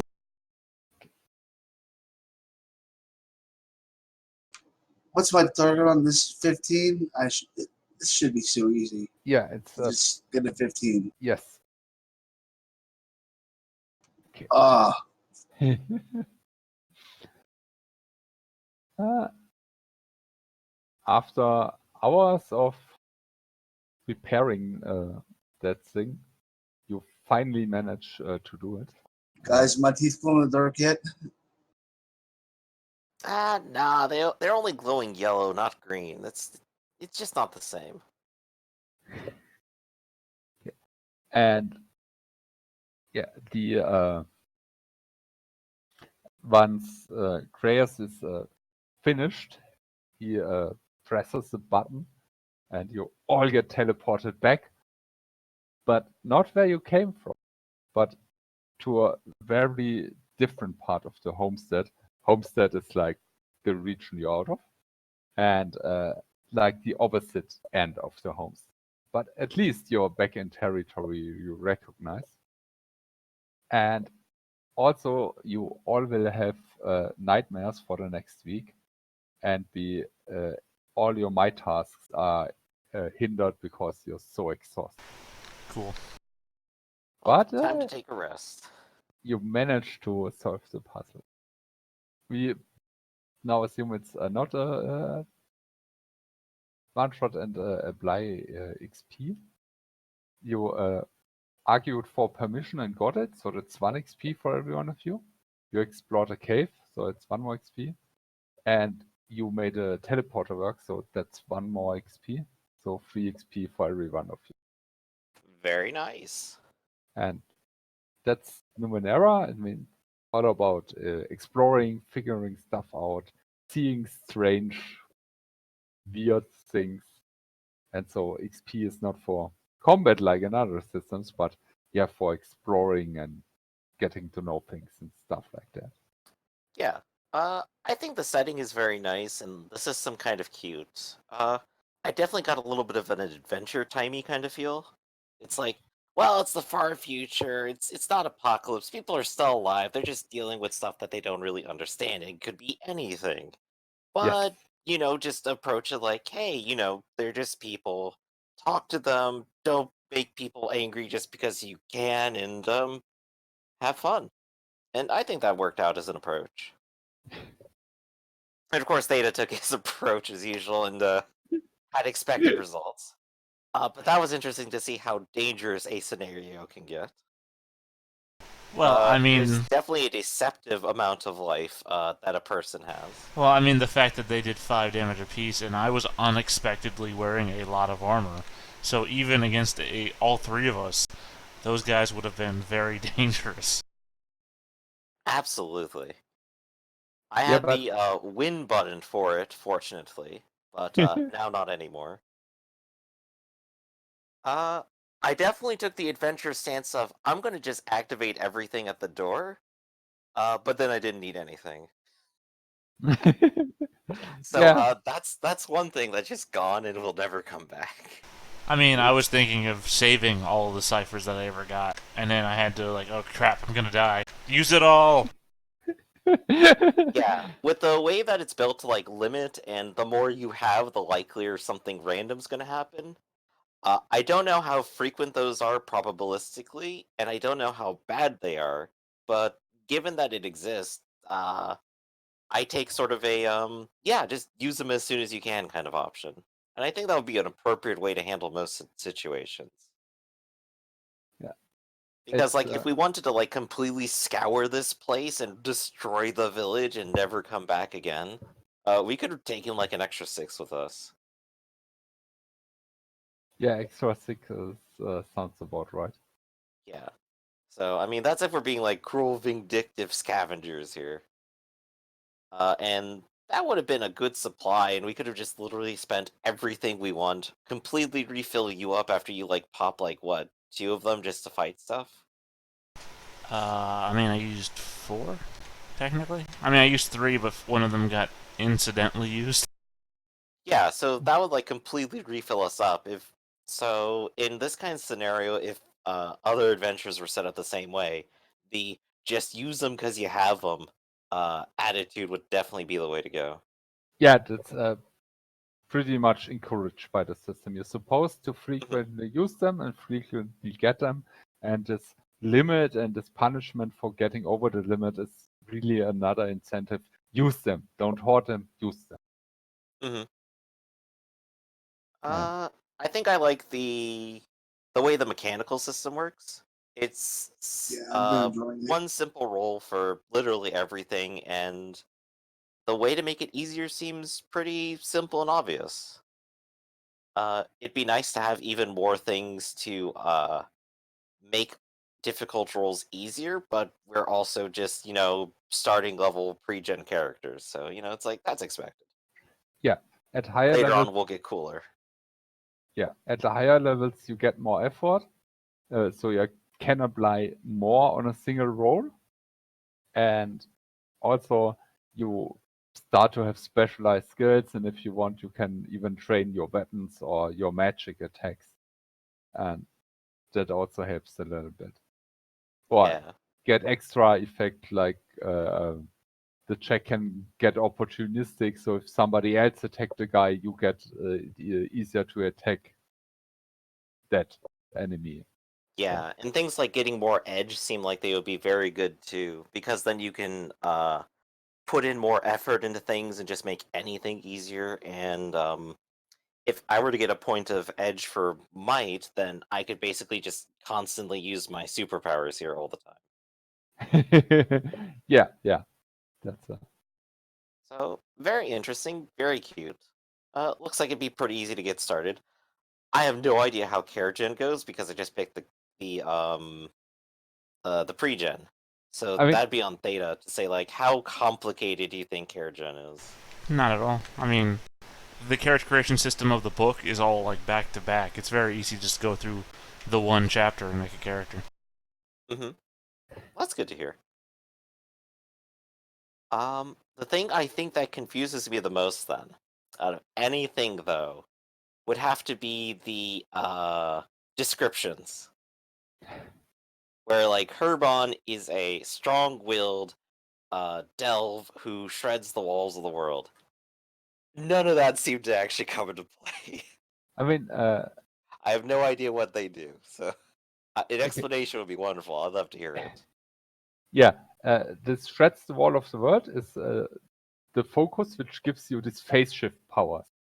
Ah, there we go. So that's the Yeah. source of it. That makes sense now. Yeah, and a strong will gives you more intellect, and also gives you bonuses on concentration and resisting mental effects, but also the minus on puzzling things out.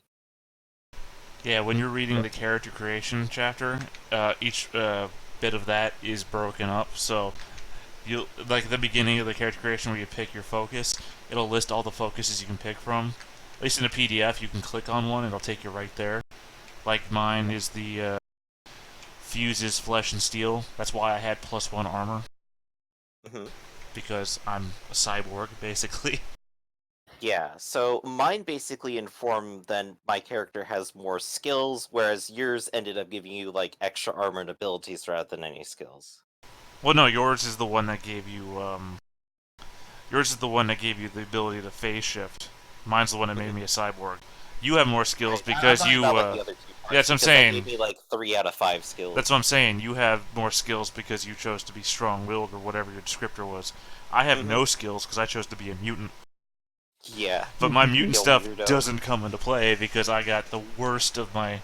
I chose the powerful mutant abilities and I made the roll. And my powerful mutant ability is I don't need to drink water. Which, can you imagine the scenario that's going to come into play? Where you guys are all dehydrating to death. I don't need water. I survived the adventure because I didn't dehydrate. It is the Yeah. worst. I'm at best I not definitely gonna. understand your feeling there. Like compared to say like launching a nuke from your forehead or something, it's like immune to dehydration seems so pathetic. There's definitely situations where it'll come in handy. Yeah, I'm not gonna get poisoned because I didn't drink the wine because I don't need to drink. It's like no. It's But it very. definitely is one of those powers where it's like, well, this isn't as impressive as anything else I could have gotten. Well, the worst part is that I had to take a harmful effect to get the option to roll bad. One of the great things, and the harmful effect was that I'm hindered on speed. So Ah. I took a negative for a real crappy positive. So you're gonna get hit all the time, but you have a ton of armor anyway. At least your character works, I think. Yeah, because I'm basically immune to medium weapons and lower. It's just everything was hitting us for 5, so it means I automatically was taking 1 no matter what. Mm-hmm. But yeah, you definitely have a very tanky build, and I think that's interesting. And mine is just I'm a dodgy build. Well, the thing is, this game does have armor penetration weapons, so I was expecting it from our GM here. I got an armor penetrating weapon. Well, so do I. I can attack people's minds for 2 armor penetrating. Yeah.